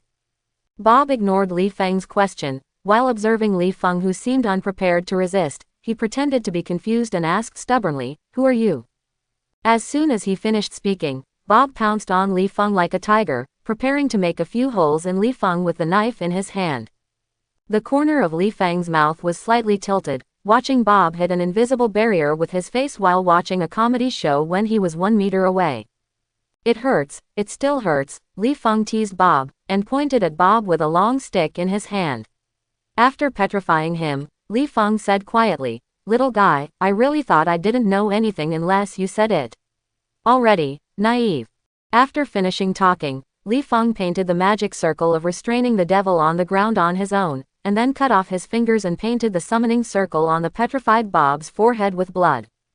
After Li Feng finished drawing, he carefully checked the magic circle, and made sure that the magic circle was correct before opening a portal connecting to the hidden part of the theater. After all, the mirror space can isolate the existence of hell. Before the portal is opened, no matter how Li Feng summons it, he cannot summon it.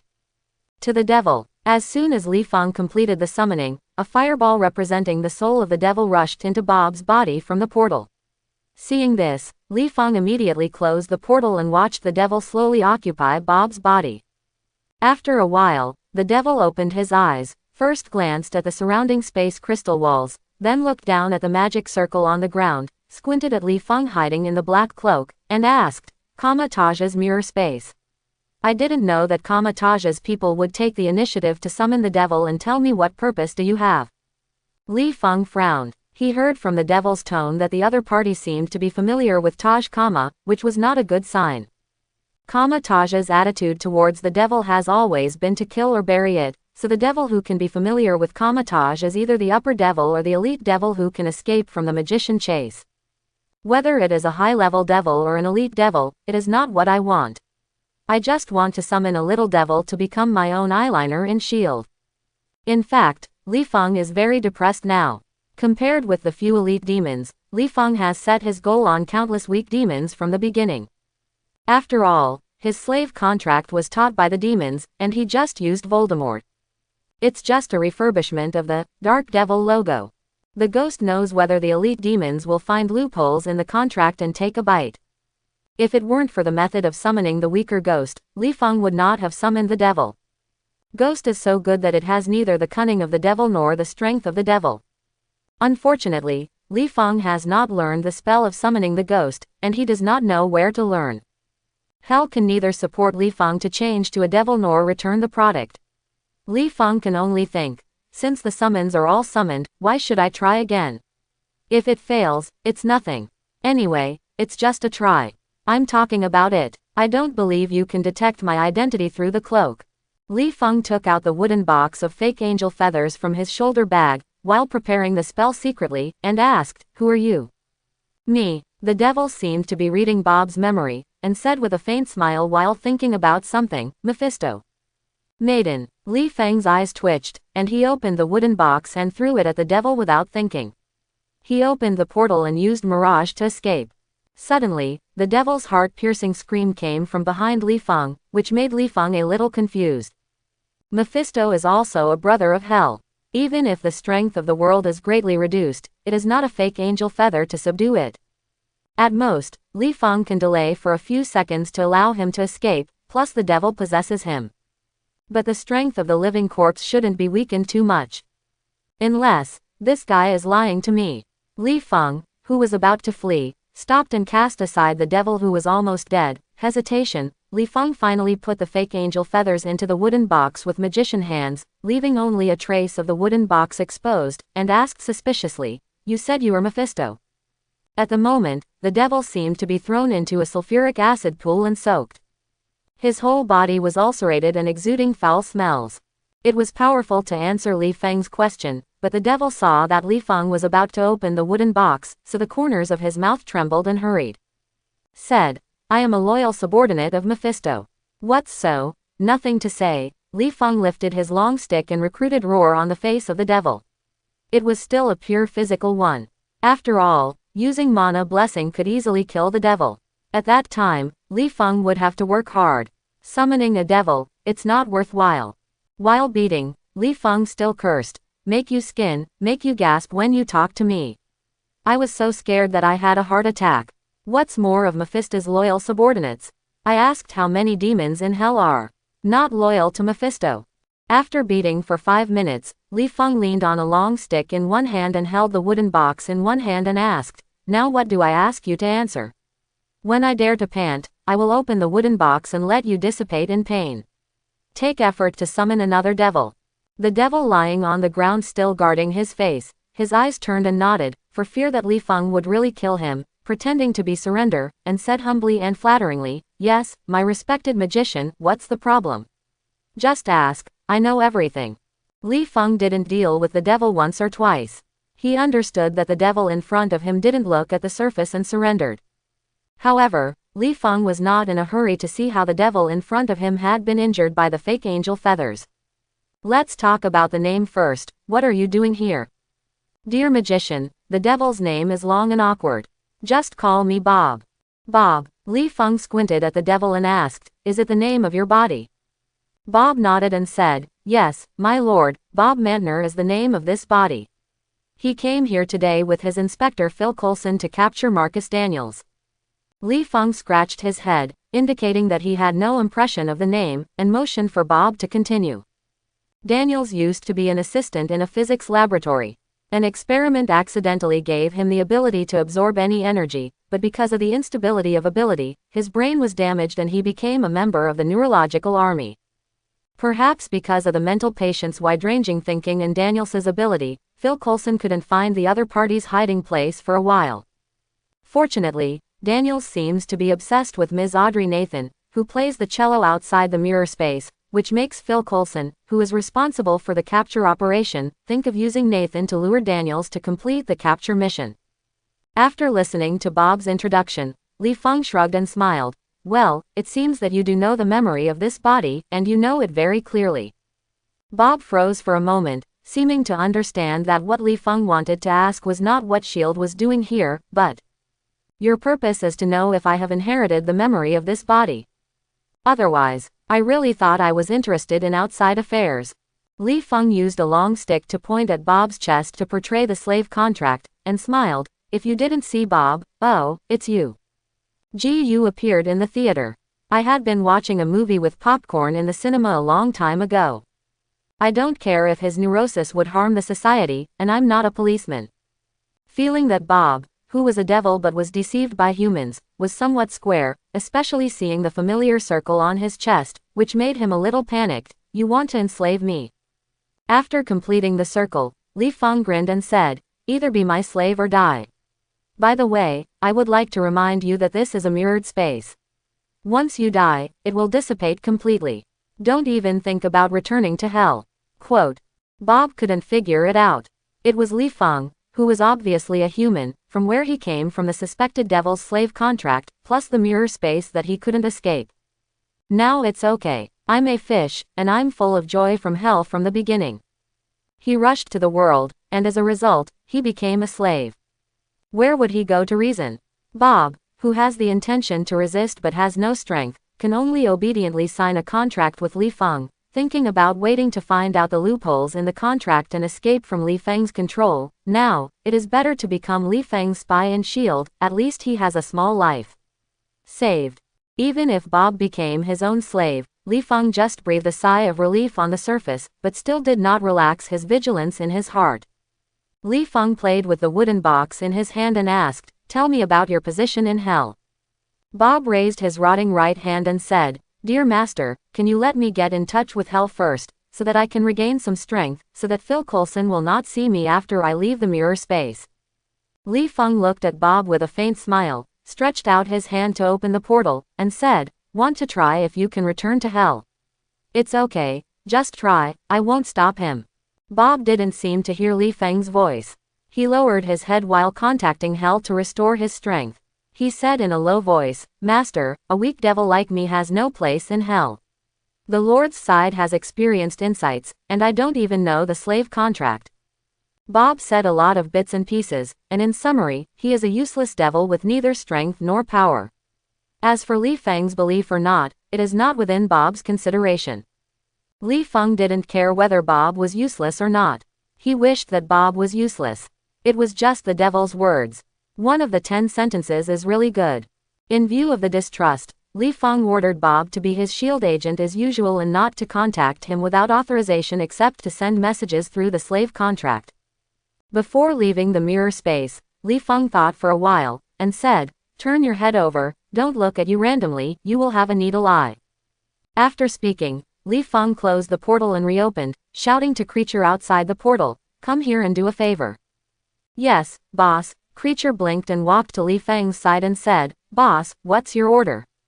Li Feng pointed to Bob with his face turned away from him, and said, "Wait later, you will sign the unbreakable curse, with him. I will be a witness, understand?" Creature nodded, walked to Bob's side, grabbed the palm of his opponent and looked at Li Feng. Li Feng put the long stick between Bob and Creature shaking hands, so that Bob, who had been closing his eyes, promised not to disclose the meeting, not to report his identity and other unequal promises. After a series of unequal promises, the long stick shot a tongue of flame around the two palm of the hand. Knowing that the spell has been established, Li Feng waved his hand to signal Creature to leave, and said to the somewhat confused Bob, "Open your eyes, I remind you, once you violate the promise you told before, you have no chance to return to hell. Dissipate directly." Although Bob didn't know the magic of the vow just now, he said that he would not dare to violate his life, and said humbly, "Master, am I going to return to my post now? I'm afraid that Phil Coulson will stay in the mirror space for a long time." Suspicious. At this time, outside the mirror space, a man seemed to be immersed in the sound of Nathan's cello, walking towards Nathan with his eyes closed. Without Bob's reminder, Li Feng knew that this person must be the target of Phil Coulson's arrest. Daniels, how else would anyone run in the theater that was half blocked by shield? Li Feng stretched his hand to open the portal and signaled Bob to get out, while he returned to the RV. The journey of relaxation has become a journey of summoning the devil. Li Feng said that he needs Creature's food to relieve his a little nervous heart. Although Daniels can absorb any energy from the cowhide, including the electric waves of the human brain, electric pulses and other means of forming a corpse, as long as he is still a human, the total amount of energy that can be absorbed will have an upper limit, which also makes Phil Coulson and others with the means of catching, such as using something like a flashlight in his hand. Daniels is forced to absorb a lot of energy, making him indigestion or overloading his body to achieve the purpose of catching alive. After all, Phil Coulson, who looks like a good old man, his purpose is to help Daniels get back to normal, not for killing. When the mission was over, Phil Coulson walked up to Bob and asked, "Do you have anything to say to me? I feel you are a little tired." What kind of exhaustion is Bob? It is quite exhausted. Which devil can face the fake angel feathers and still feel comfortable? He is not Mephisto. It's just that Bob dare not say this. The ghost knows the promise made under the witness of magic at the beginning, and what will happen if he violates it. Bob shrugged, let out a long sigh of relief, and pretended to say in a relaxed manner, I just saw Daniels feeling a little bit. After all, I am a monster like him, and I don't even have any memory of it, except to fight with you or fight. Killing and killing, I feel like this in this life, just the life of a monster. Phil Coulson patted Bob on the shoulder, and said mildly, you are not a monster, but a person I trust, and you were a member of the special service team before, just. Bob smiled bitterly. Stop, I was only blown up half of my body during the mission. Fortunately, the medical team rescued it in time, but I lost my original memory because of hurting my brain. Spreading his hands, Bob pointed to his heart, said in a somewhat helpless tone, you and my previous teammates have said this 800 times, and the information about me before the accident was also rotten by me, but I still feel that I have become a monster after being treated by you.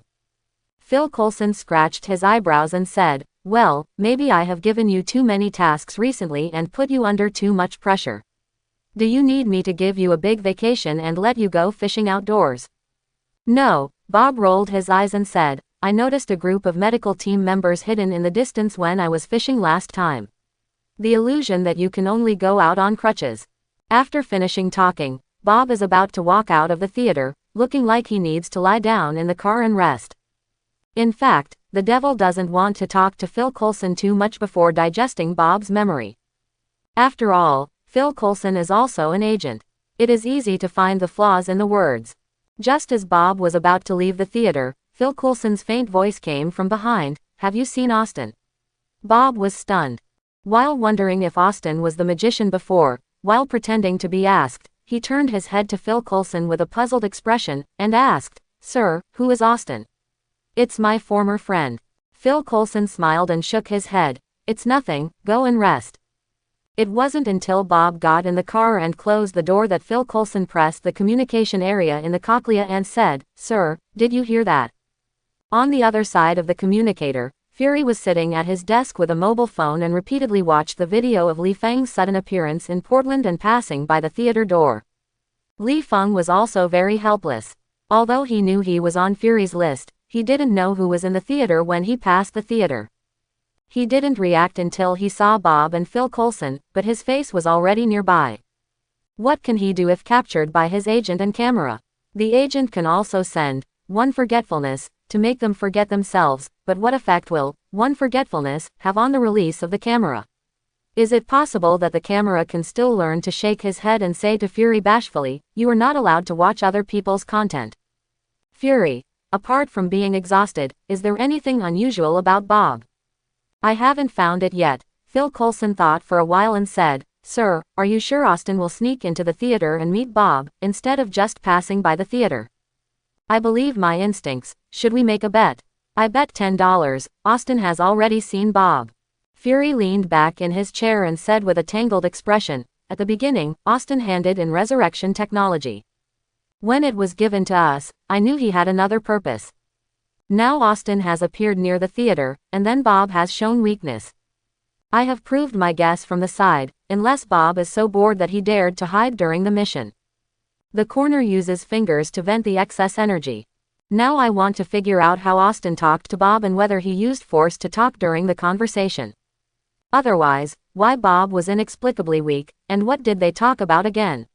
Suspected of cooperation. Phil Coulson, who knew that he had committed suspiciousness again, looked away from Bob in the distance, thought for a moment, and whispered, should I take Bob back to the base for a psychological check? After all, Austin will have hypnotic ability. Definitely want to check, but...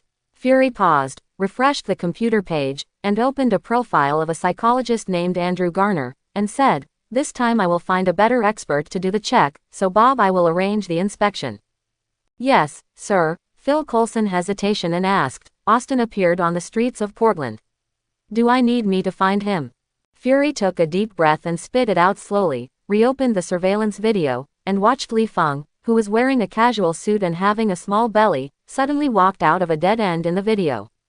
Fury is very sure that Li Feng suddenly appeared in the dead end, because even if he rewinded the surveillance video for 48 hours, he did not see Li Feng walking into the alley, unless Li Feng was so bored that he was in a daze in this dead end, and he still exceeded 48 hours. I've been in a daze for hours, but it's impossible to think about it with my feet. Fury slandered how much trouble Li Feng's ability had caused him to be, and said quietly, Austin has the ability to open a wormhole, how do you want to find it? And that guy doesn't even have a mobile phone, think I can't do it with satellite positioning. I almost doubt if he came out of the primitive tribe. Phil Coulson frowned, just about to ask something. Fury sighed and said, Phil Coulson, do you know how much money you need to burn to find a guy who can appear in your home or my bedroom at any time? Before Phil Coulson could answer, there was a knock on the door of Fury's office. Fury looked at the door and said to Phil Coulson, bring Bob back to base as soon as possible. After speaking, Fury put down the phone and said to the door, come in. Maria Hill, as Fury's right-hand man, pushed open the office door expressionlessly and handed Fury a document, saying, we are in trouble. Tony She Stark is missing. Fury was stunned. In view of Stark's famous dandy status, he often hooked up a woman on a bed trip where she came to the scene and said to go. It's normal to be missing. After all, no one wants to play Zhang. There was a circle of people watching. Fury couldn't help but joked, well, our weapon expert, Mr. Stark, has disappeared with which woman this time? Hill pointed to the information and said, I'm afraid this time is different from what you think. He disappeared when he returned in a jeep after displaying new weapons in Afghanistan. She Stark is missing. Although it is temporarily impossible to determine what forces attacked the military, this group of people obviously went to She Stark. Afghanistan? Fury asked, squinting his eyes, opening the information and quickly browsing. Listen to you, She Stark has a good chance of surviving now. Who else knows about She Stark? Hill tilted his head and said helplessly on his face, this is a big trouble, and the military can't block the news. It is estimated that the headline in the newspaper tomorrow will be about the disappearance of Stark. This fits She Stark's character very well. He can always dominate the headlines of the newspaper. Fury scratched his forehead a little irritably, put down the information in his hand and ordered, find trouble as soon as possible, constantly She Stark. After speaking, Fury picked up the phone, waited for Phil Coulson to connect and said, urgent mission. On the other side, after returning to the RV to enjoy the food, Li Feng dived into various magic books. Most of these books were looted by Li Feng from Harry's world, but there were a lot of them, and even a few years after Li Feng, there is still a half of them that have not been read. Definitely, this is also related to Li Feng's habit of reading the next book after digesting the knowledge in the book. After all, these are all magical knowledge. A slight error in understanding will have unimaginable consequences. Li Feng doesn't want to die or become disabled inexplicably. It's just that Li Feng, who was immersed in studying this time, had an unexpected gain. He found a weakened version of the magic augmentation potion formula in the book. Although this formula is only 1/10 the effect of the original version, and it also has side effects such as dizziness after use and cannot be used multiple times, the medicinal materials of the formula belong to the common category. The most important thing is that potions can increase their strength faster than pure penance. Holding the formula looted from an unlucky house, Li Feng rushed into the medicine garden with a look of excitement and handed the formula to Creature and asked, Creature, do we have the medicinal materials in the formula?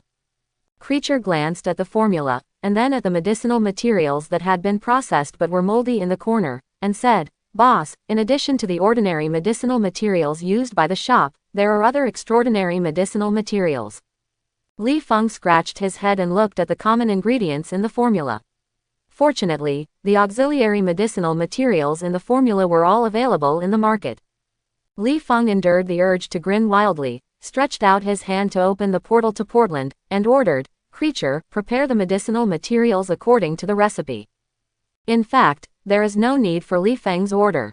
Creature, who is already familiar with Li Feng's character, has consciously selected the medicinal materials in the formula so that Li Feng, who has purchased the medicinal materials, can start cooking the potion at any time when he returns to the RV. In the next 3 months, Li Feng, who was devoted to cooking potions, finally produced the first weakened version of the magic boosting potion after wasting a lot of medicinal materials.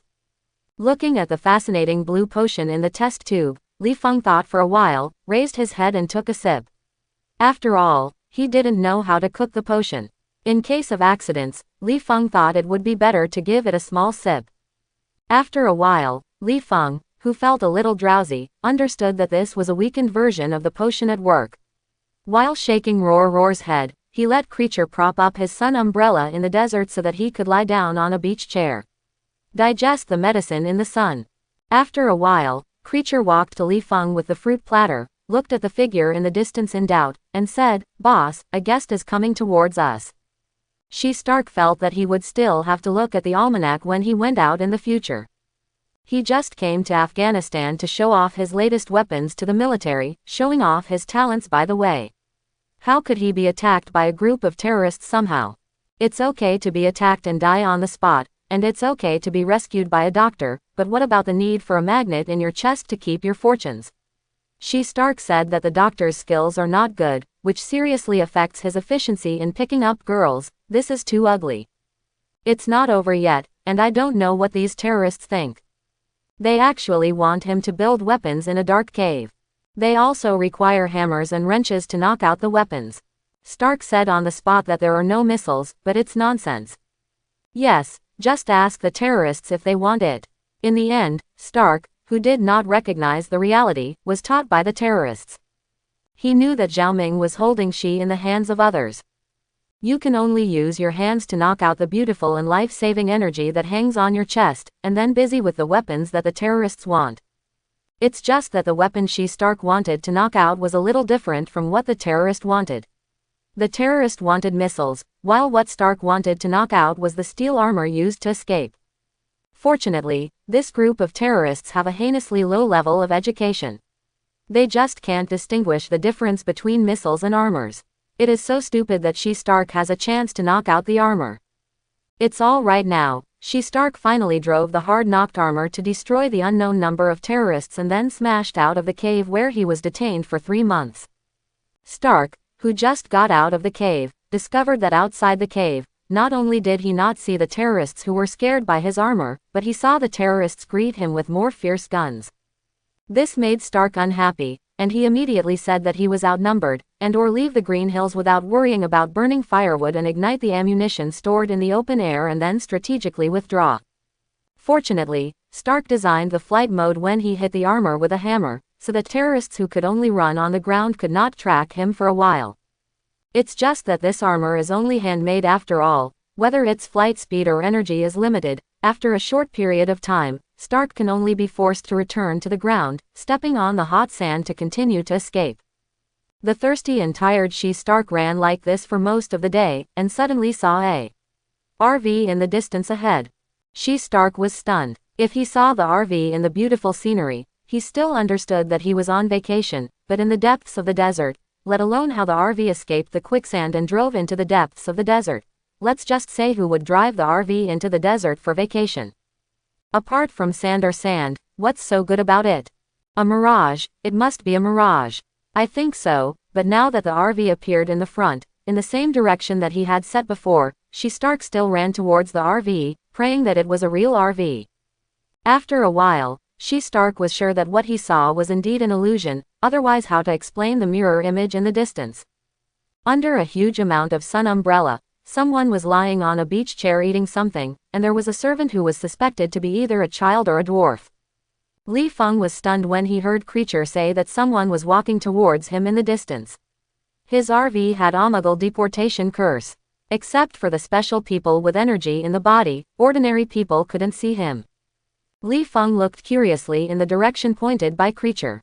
Although his drowsy mind had been reduced a lot as the medicine was absorbed, the figure in the distance was still a bit blurred. It was not until Stark kept getting closer to the RV. Leaning on the iconic headlight on the opponent's chest, he understood that this was Tony Stark. At the same time, Li Feng also understands why this guy can see the RV. The headlights on their chests can not only save their lives. In the Women's Federation 1, Loki wanted to control the mind of Stark by Mind Gem. As a result, he was completely obsessed by this big one. Lantern blocked, that's Mind Gem. Does it shamelessly or think it can't hold Stark's protagonist plug-in, and let Stark ignore him? It can be seen how powerful this headlight is. Now, Stark just ignores the Muggle expulsion curse, Li Feng said he understands, but... Li Feng watched Stark step by step approaching the caravan, and then inexplicably watched him hit the car with his face. Li Feng scratched his head, and after a glance at Creature, he looked at Stark, who was rubbing his nose with a bewildered look like a mentally retarded one, and asked, "Mr. Stark, haven't you seen the RV?" Stark's brain hurts now, not from crashing into the car, but when he sees that Creature is obviously not a human and judges that the opponent is not a simulation robot, guessing that he has been held by terrorists for too long, causing too much pressure and hallucinations in his heart. If Stark, who simply fantasizes about a caravan, says that he can bear it, after all, he really wants to rest now, a caravan is a good choice, but what he can't bear is that his dignified playboy actually fantasizes about a man. Is he not interested in women anymore? Originally this was nothing, just a little hallucination. After returning to China, he could find a good doctor with his financial resources to treat him, but he didn't say anything when he hit an RV that he thought was an illusion. What happened to Li Feng's words? His ears and eyes clearly told him that what he saw was not an illusion. This is terrible. Stark rubbed his nose and looked at Creature in a daze. He had the illusion that he was imprisoned not for 3 months, but for hundreds of years. Otherwise, when would a creature like Creature appear on the earth? It must be a few hundred years later that mankind rushed out of the earth and captured the aliens, which made him see the aliens serving the earthlings in front of him like servants. Stark was a little dazed, and asked, "Who are you? Where is this? What time is it?" Li Feng rubbed Roar's head and didn't understand what Stark actually wanted to ask what year it was. He just motioned to Creature to go back to the RV and pass the electronic clock to Stark to let him see it. After all, Li Feng didn't know what it was now. What time, anyway? There is still a long way to go before dinner. Li Feng looked down at Stark, frowning and asked, "Are you just escaping from terrorists? Who are you?" About the history of terrorists Stark has not had time to inform others. It can be said that no one except the terrorists knows his whereabouts. How does the person in front of him know his whereabouts? Unless he is also a member of the terrorist. Thinking of this, Stark first glanced at Li Feng, made sure that the opponent had no firearms, then scanned the surroundings to find some good weapons, so as to let the drug-riding guy in front of him suddenly attack. Li Feng pointed to himself and said, "Me. You can call me Austin, a magician." Stark frowned. He found that he had made a mistake. The person in front of him was a terrorist. He was absolutely crazy. Think about it too, except for the neurotic, who would go to the depths of the desert to bask in the sun. How much sunscreen does this have to be applied, or is this neuropath too broad-minded and ready to feed a factory that produces sunscreen on his own? Li Feng saw from Stark's deep contempt that the other party obviously did not believe what he said. After thinking about it, Li Feng snapped his fingers lightly and released the healing technique at Stark. Just when Stark felt his whole body warm inexplicably, and seeing his skin trauma healed quickly, he heard Li Feng smile and say, "This is a treatment technique, but it can only treat your trauma."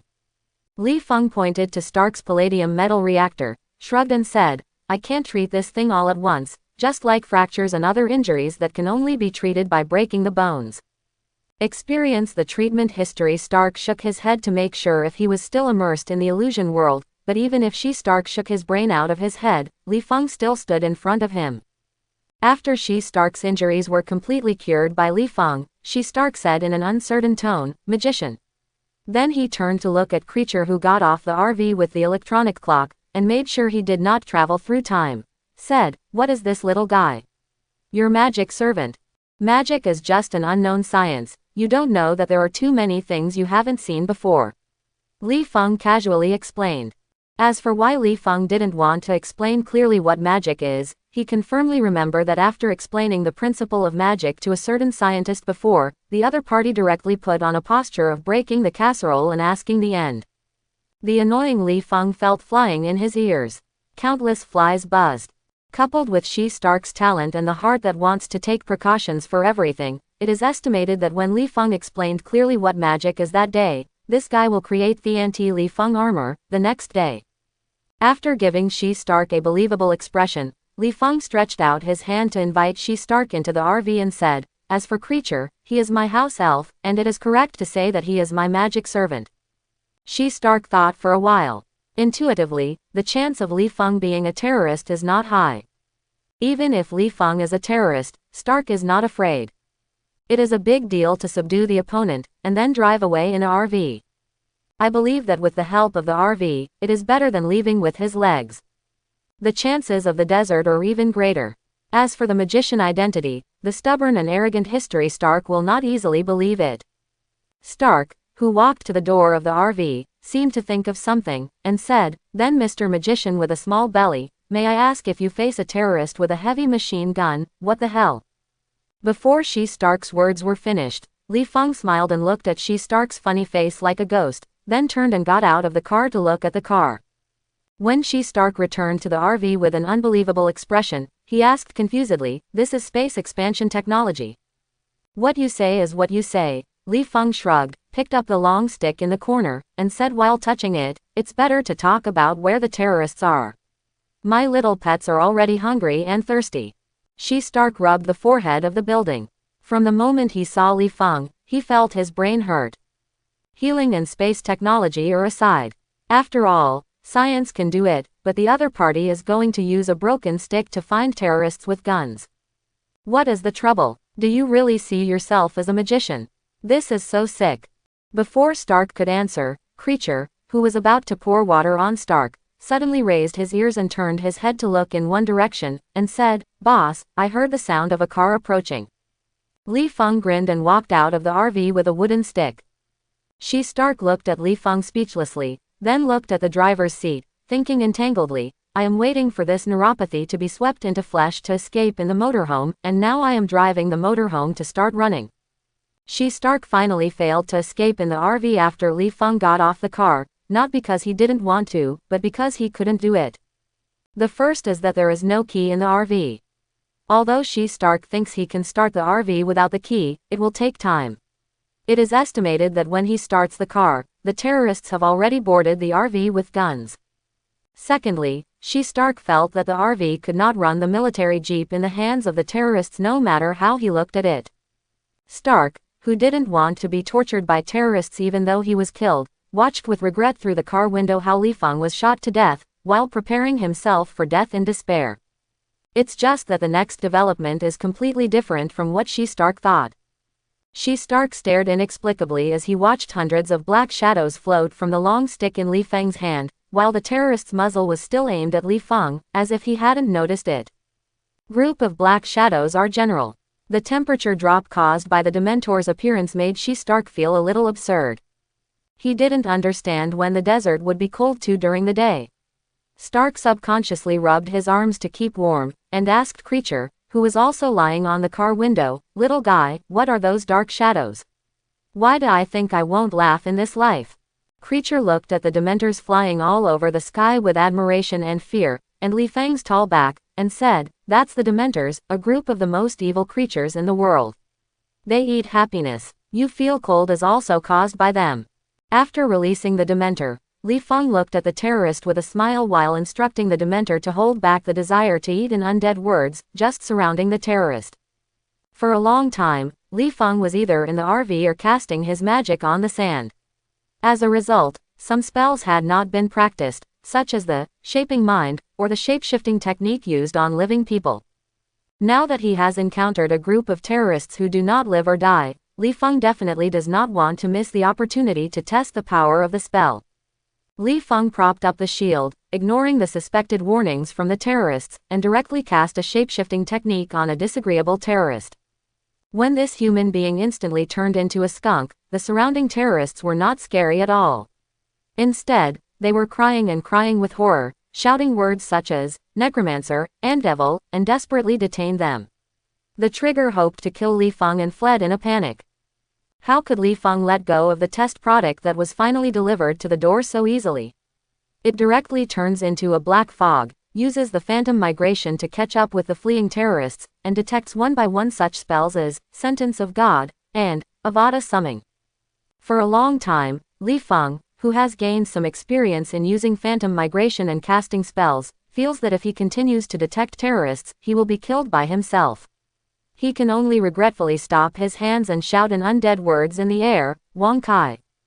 When the Dementors, who had been starving for a long time, opened the meal, they floated in front of the terrorists and took a big mouthful of happiness. In the caravan, Stark, who knew what Dementors from Creature's mouth, curiously watched how the Dementors drew happiness, and saw that the terrorists were all crying like their bosses died, and then lying on the ground one by one. Li Feng's green light shot from the long stick ended the lives of these people.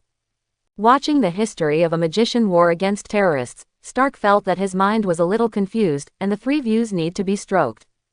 Compared with believing that Li Feng is a magician, Stark believes that Li Feng is an alien with super ability.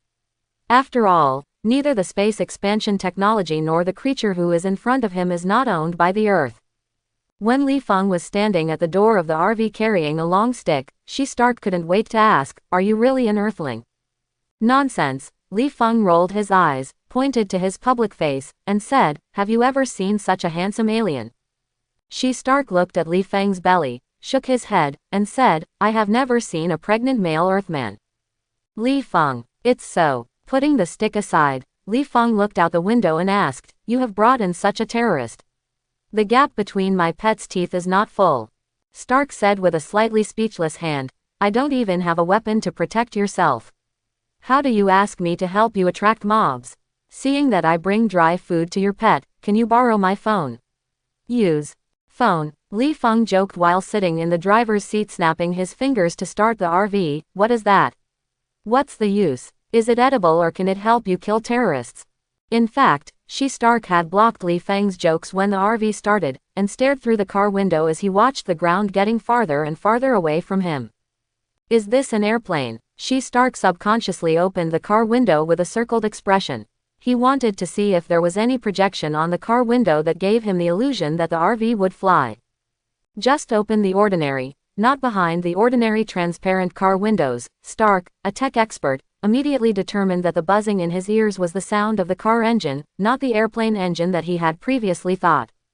Seeing this, Stark shrugged, walked behind Li Feng and looked at the dashboard of the car speechlessly, and said, "Well, you are a magician who knows spells, I understand, but what does it mean that a RV that is a technological product can fly?" "Yes, please tell me, what do you mean by using a car steering wheel to control an airplane? What about your airplane joystick?" Li Feng turned to look at Stark, blinked and said, "I only have a car driver's license, so I am driving a car. Is it plausible that the plane control stick is installed on the RV? What if the police stop me and ask for my plane driver's license? As for Mingming, why do RVs that are cars fly? Maybe RVs have a heart to let themselves go." Stark was taken aback for a moment, and then he realized that Li Feng was joking with himself, rolled his eyes, and smiled. "Car driver's license? Are you planning to lay off the plane instructor? Will you be able to become a flight member by taking a car driver's license in the future? I like your idea. Do you need sponsorship? Let's make a fortune together." Hearing Stark joking with himself, Li Feng smiled. "It looks like you have taken a small step from the shadow of terrorists. How is my psychotherapist skills?" Stark looked down at the trauma on his body, curled his lips and said, "The treatment of trauma seems to be reliable. As for the psychological aspect, I think it is a powerful factor in my own heart. It has nothing to do with you making me happy. You are really nothing. Telephone? There's really no phone." Li Feng spread his hands and said helplessly, "I have no friends or family members. I hide in the desert to practice magic quietly by myself. Why do I want to call?" Stark glanced at the carriage, turned his head to the side and asked, "Don't you have the space to expand the technology? You can't rent a house in the urban area, so that you have enough space to practice magic, hide in the desert and you eat what to drink? Don't tell me you are a magician. You can fabricate these living supplies out of thin air." Li Feng scratched his forehead thoughtfully, snapped his fingers and let the RV drive automatically, got up and took Stark to the 4-door locker, and motioned Stark to open it. Stark's eyes twitched and looked at the autopilot steering wheel. "Okay, this is magic." Then, Stark opened the cabinets in confusion, staring at the lockers running around the chickens, ducks and cattle, then looked at the lockers of normal file size, and said silently, "I think it is necessary to say a few words. Did Coach Flight offend you? Let's let go of this business. Let's study how to enter the real estate market. Why do I sound like the real estate agent has offended you?" Li Feng said jokingly. but then again, you and them are really not the same people. They are building buildings, but you, the weapon manufacturer, are destroying the man in the building is not born to deal with it.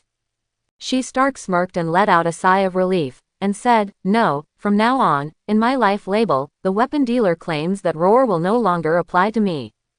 After that, she Stark didn't seem to want to continue the topic of weapons, and said, is there anything to eat? I feel more hungry when I see these vegetables.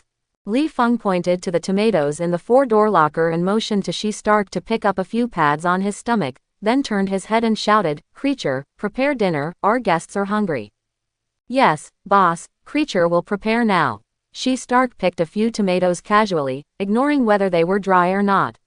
He opened his mouth and bit. While eating, he looked at Li Feng's farm curiously, and said with an expression of interest in magic, the cabinet door on the side. What's inside? What's there? There are too many things, Li Feng said with a shrug, the kind that can throw you 3 views to the ground and can't fight back. Li Feng's words aroused She Stark's curiosity and asked, can I visit it?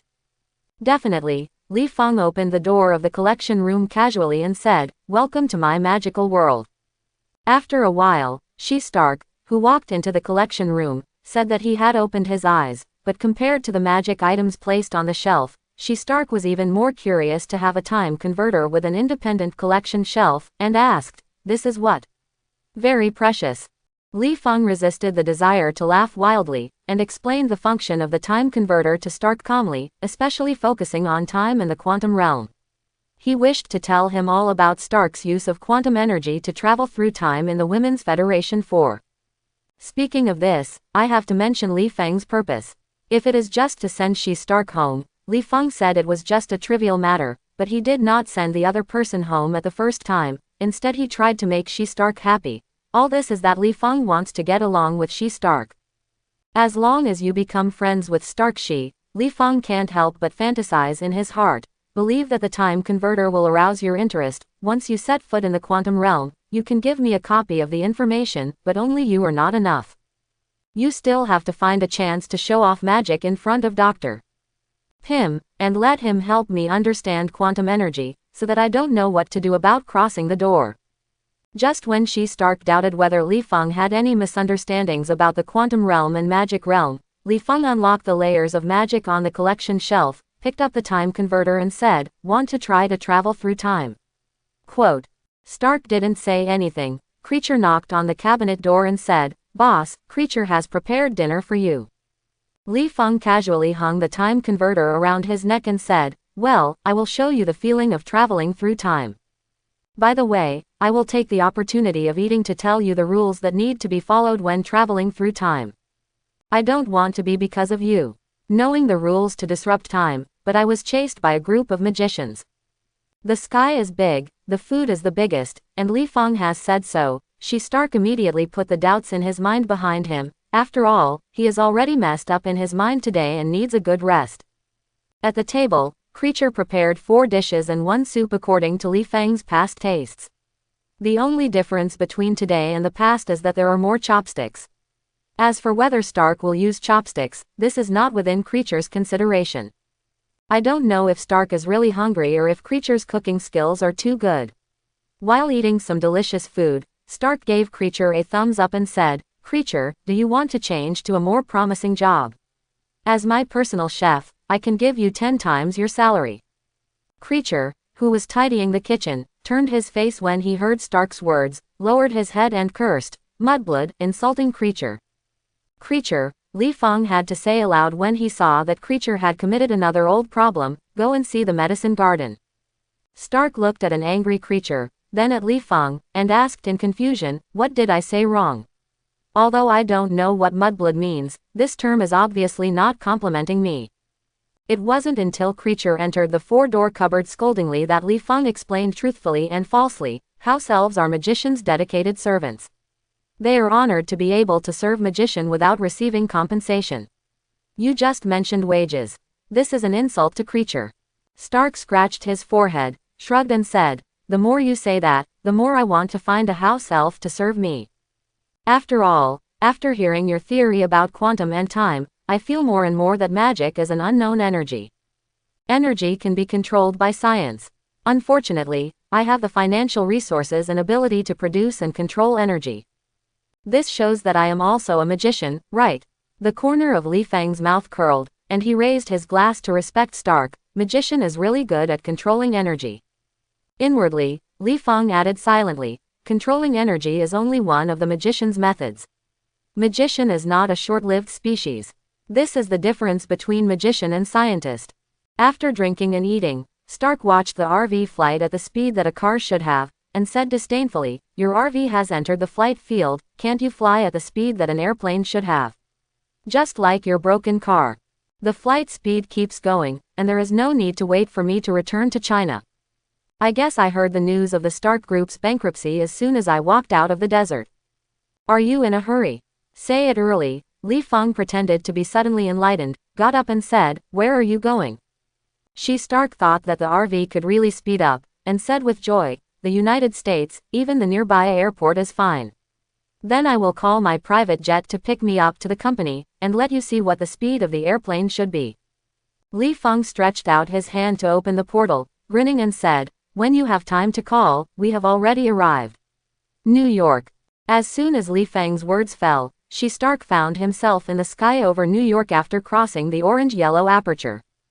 Stark took a deep breath with a slightly surprised expression, raised his hand in a gesture of surrender, and said, "Okay, magic, I understand, but I will use technology to prove that this is just the application of wormhole theory. I have to remind you that there are no RVs flying over New York, and I don't want to be chased by missiles. Then they need to be able to see it." Li Feng patted the car, and pointed to the metal palladium reactor on Stark's chest. "A person like you with energy inside, but once I turn on the invisibility spell on the RV, even an energetic person like you cannot see the RV." Stark pointed to the direction he was going, signaled Li Feng to let the RV to the company's flight, then looked down at the reactor thoughtfully, and said afterwards, "Your stealth is just an optical stealth, right? Can evade satellite scans, but those sitting in front of thermal imaging and radar can spot RVs as well." Li Feng shrugged a little helplessly and said, "Yes, this is also a shortcoming, but I am not afraid of being discovered. After all, when I remodeled the RV, I paid a lot of attention to defense." Quote. Stark touched his chin and said with a smile, "If there are too many missiles, you can still escape with the magic just now. What kind of magic just made you from Afghanistan to New York?" Portal. Li Feng saw what Stark was curious about, and said with a helpless expression, "Without the permission of the Holy Place magician, I won't introduce the portal to you in detail." Stark thoughtfully said, "So you are not the only magician on the earth, but a group. I'm curious, where are they usually? Why don't you come out and meet me? I can provide them with funds for their activities. Magician is really the same as in the novel. Is an experiment the same as burning money?" Li Feng knew what Stark was thinking, and said with a smile, "They are busy guarding this world silently from being invaded by otherworld magical creatures. As for the funds, let's put it this way, even if you are worth 10 times, in front of others, you are still a poor beggar." This is not Li Feng's nonsense, but Li Feng has personally seen how rich the Ancient One is. Not to mention the long history of the buildings in which they live, and even the teacups used to drink tea are antiques. How do you compare with others? After a while, the RV landed steadily on the roof of the Stark building. Just as Li Feng pushed the car door and followed Stark out of the RV, he suddenly noticed that there seemed to be someone talking around him. Stark followed Li Feng's line of sight and saw nothing but a few satellite receivers on the empty top floor. "What's wrong?" "It's nothing." Li Feng shook his head wonderingly, and said, "Let's go, let me see what's so interesting about your rich man's office."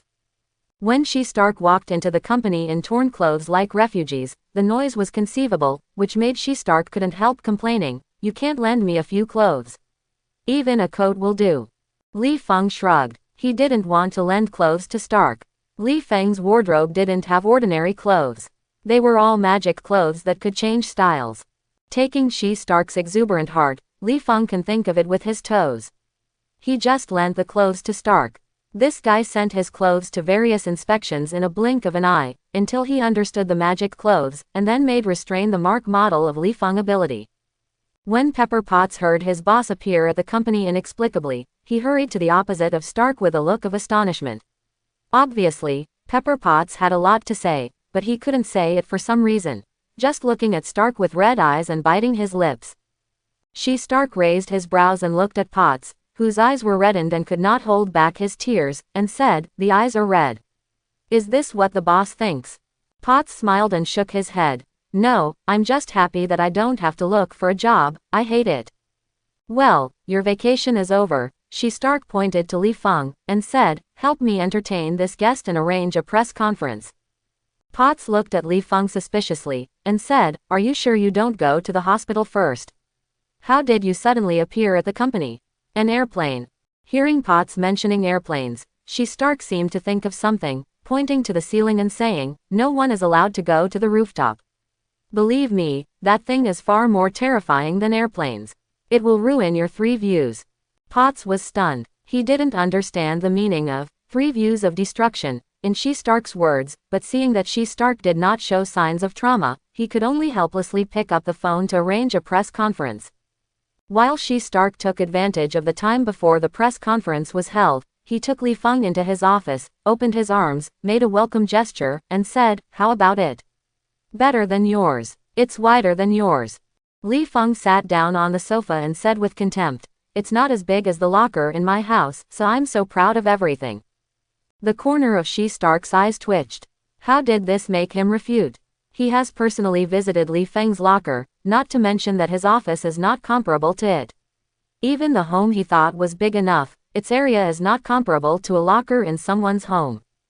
A little bit unconvinced, Stark said quietly, "One day I will crack your space expansion technology and make a teacup that is bigger than your locker." After a while, Potts walked to the office door with a new suit, knocked on the door and said, "The press conference is ready. You can start after you change your clothes."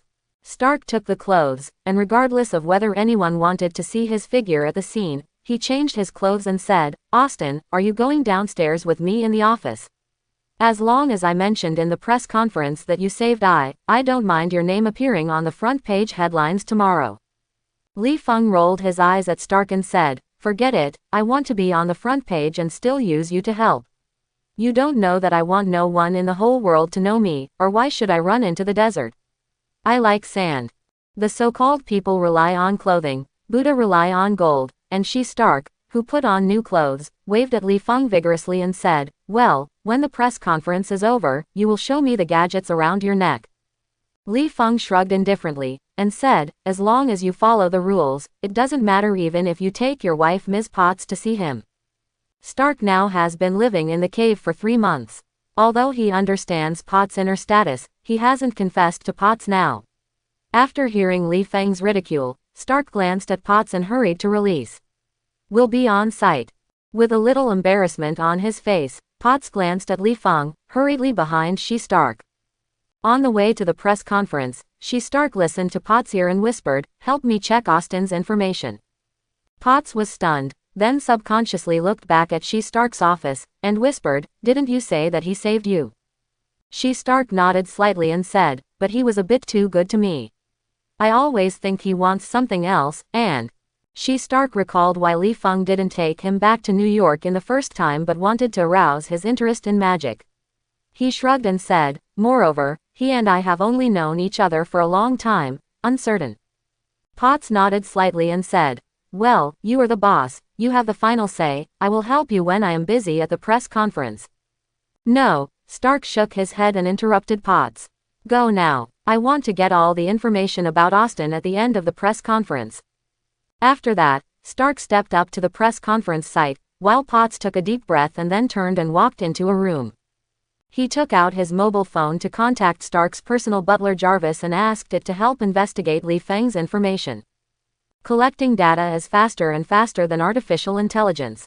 After the phone call, Potts hurried to the press conference, hoping to see Stark chatting in front of reporters handsomely, and at the same time praying that Stark would not make any trouble. Although the announcement of Stark's return conference was a bit rushed, the protagonist is also the famous Stark, so many reporters came. In addition, there were also many people who came to satisfy curiosity. Among them, some of them were among the reporters. Phil Coulson. In fact, Phil Coulson was confused when he received the news that Stark had returned to China and appeared when the company was preparing to hold a press conference. He wondered how she Stark, who had clearly disappeared in Afghanistan, bypassed the monitoring of the airport, station, etc. and appeared in the company of. Could it be history that Stark would fly with a missile he built? Or is it that Stark has actually been imprisoned in New York? So they only got nothing after eating sand in the desert for 3 months. When Stark announced in front of reporters that he was going to close the weapon manufacturing department, Potts rushed to open her mouth in surprise and looked at Stark in disbelief. Her only thought was that her boss should be sent to the hospital to check her brain. The company that produces high-end weapons closes the weapons manufacturing department. What is this not brain pumping?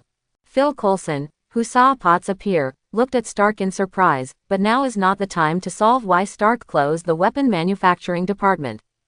Phil Coulson walked up to Potts and handed a SHIELD business card to him. Potts said, "Ms. Potts, I am Phil Coulson, agent from the Homeland Strategic Defense Attack and Logistics Support Bureau. I want to know about the disappearance of Stark." Potts was stunned when she heard the full name of SHIELD. She wanted to see the business card that Phil Coulson handed her. With such a long department name, is a small business card enough to print?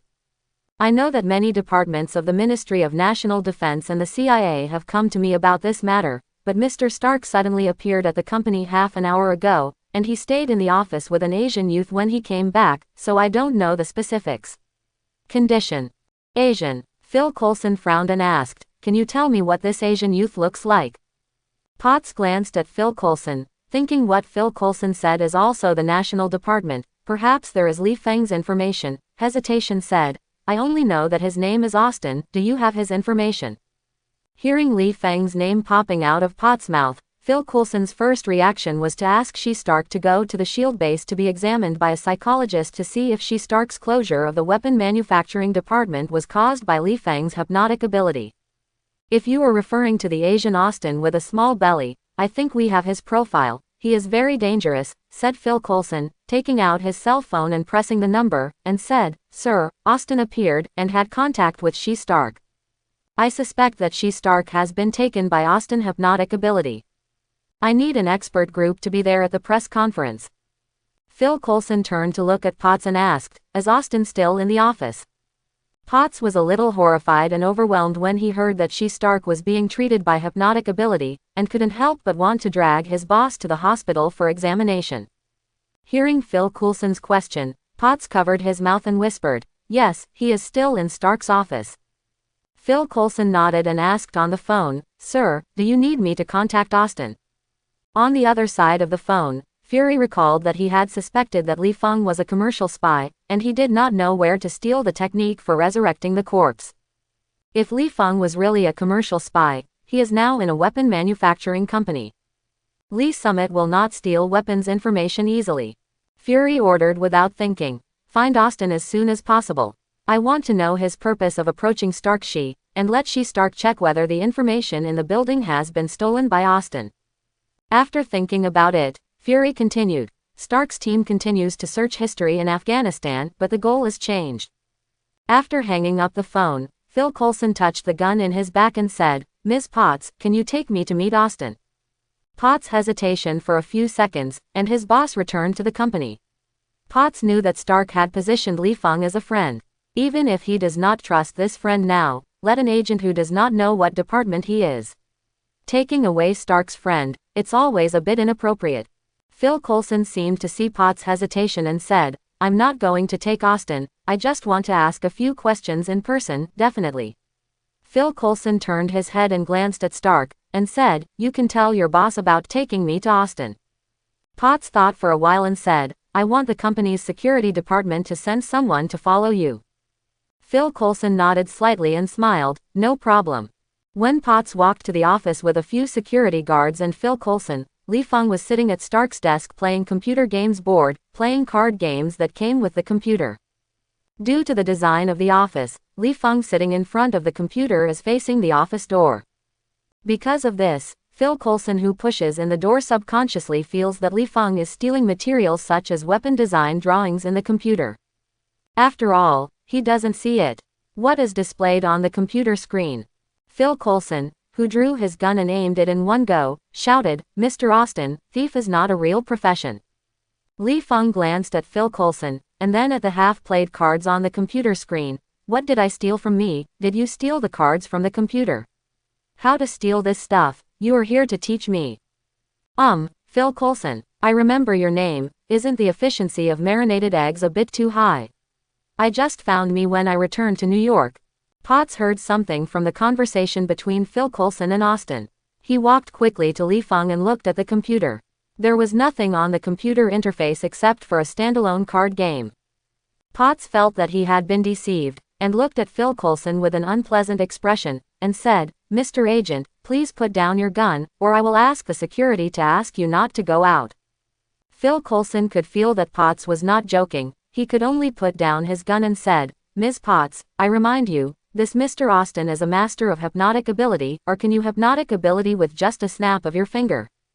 Before Phil Coulson finished speaking, he heard She Stark's teasing voice behind him. "You actually need to snap your fingers to be a hypnotic ability person." Stark rolled his eyes to Phil Coulson, and stretched out his hand to signal the security to take the unrelated personnel out of the office. This is his office. Now it's not time for the party, so many people are not crowded in his office. When Phil Coulson was taken out of the office, She Stark closed the door and walked to Li Feng and said, "I always thought you only need a look to make a hypnotic ability person. After all, novels and movies all describe magician like that, right? Mr. Li Feng." Li Feng smiled, got up and said, "It looks like you have found out all my old things. What have you found?" Potts was a little confused. She Stark didn't seem to be joking when he described magician. He even used novels and movies to affirm Li Feng's career. Obviously, Potts felt that the Asian youth in front of him might be as legendary as possible from the perspective of certain abilities. Like the magician, at least now she believes that Phil Coulson said that Li Feng can relax hypnotic ability. She Stark shrugged. Can he find out all the information about Li Feng in such a short time?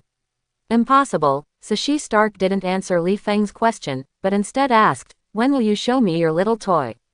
Li Feng scratched his head. He couldn't figure out what Stark was thinking, but, leave him alone. As Li Feng took the time converter off his neck, he looked at Potts and smiled. "Anytime, do you need to bring Potts with you? It's a rare opportunity. Don't miss it when you pass by."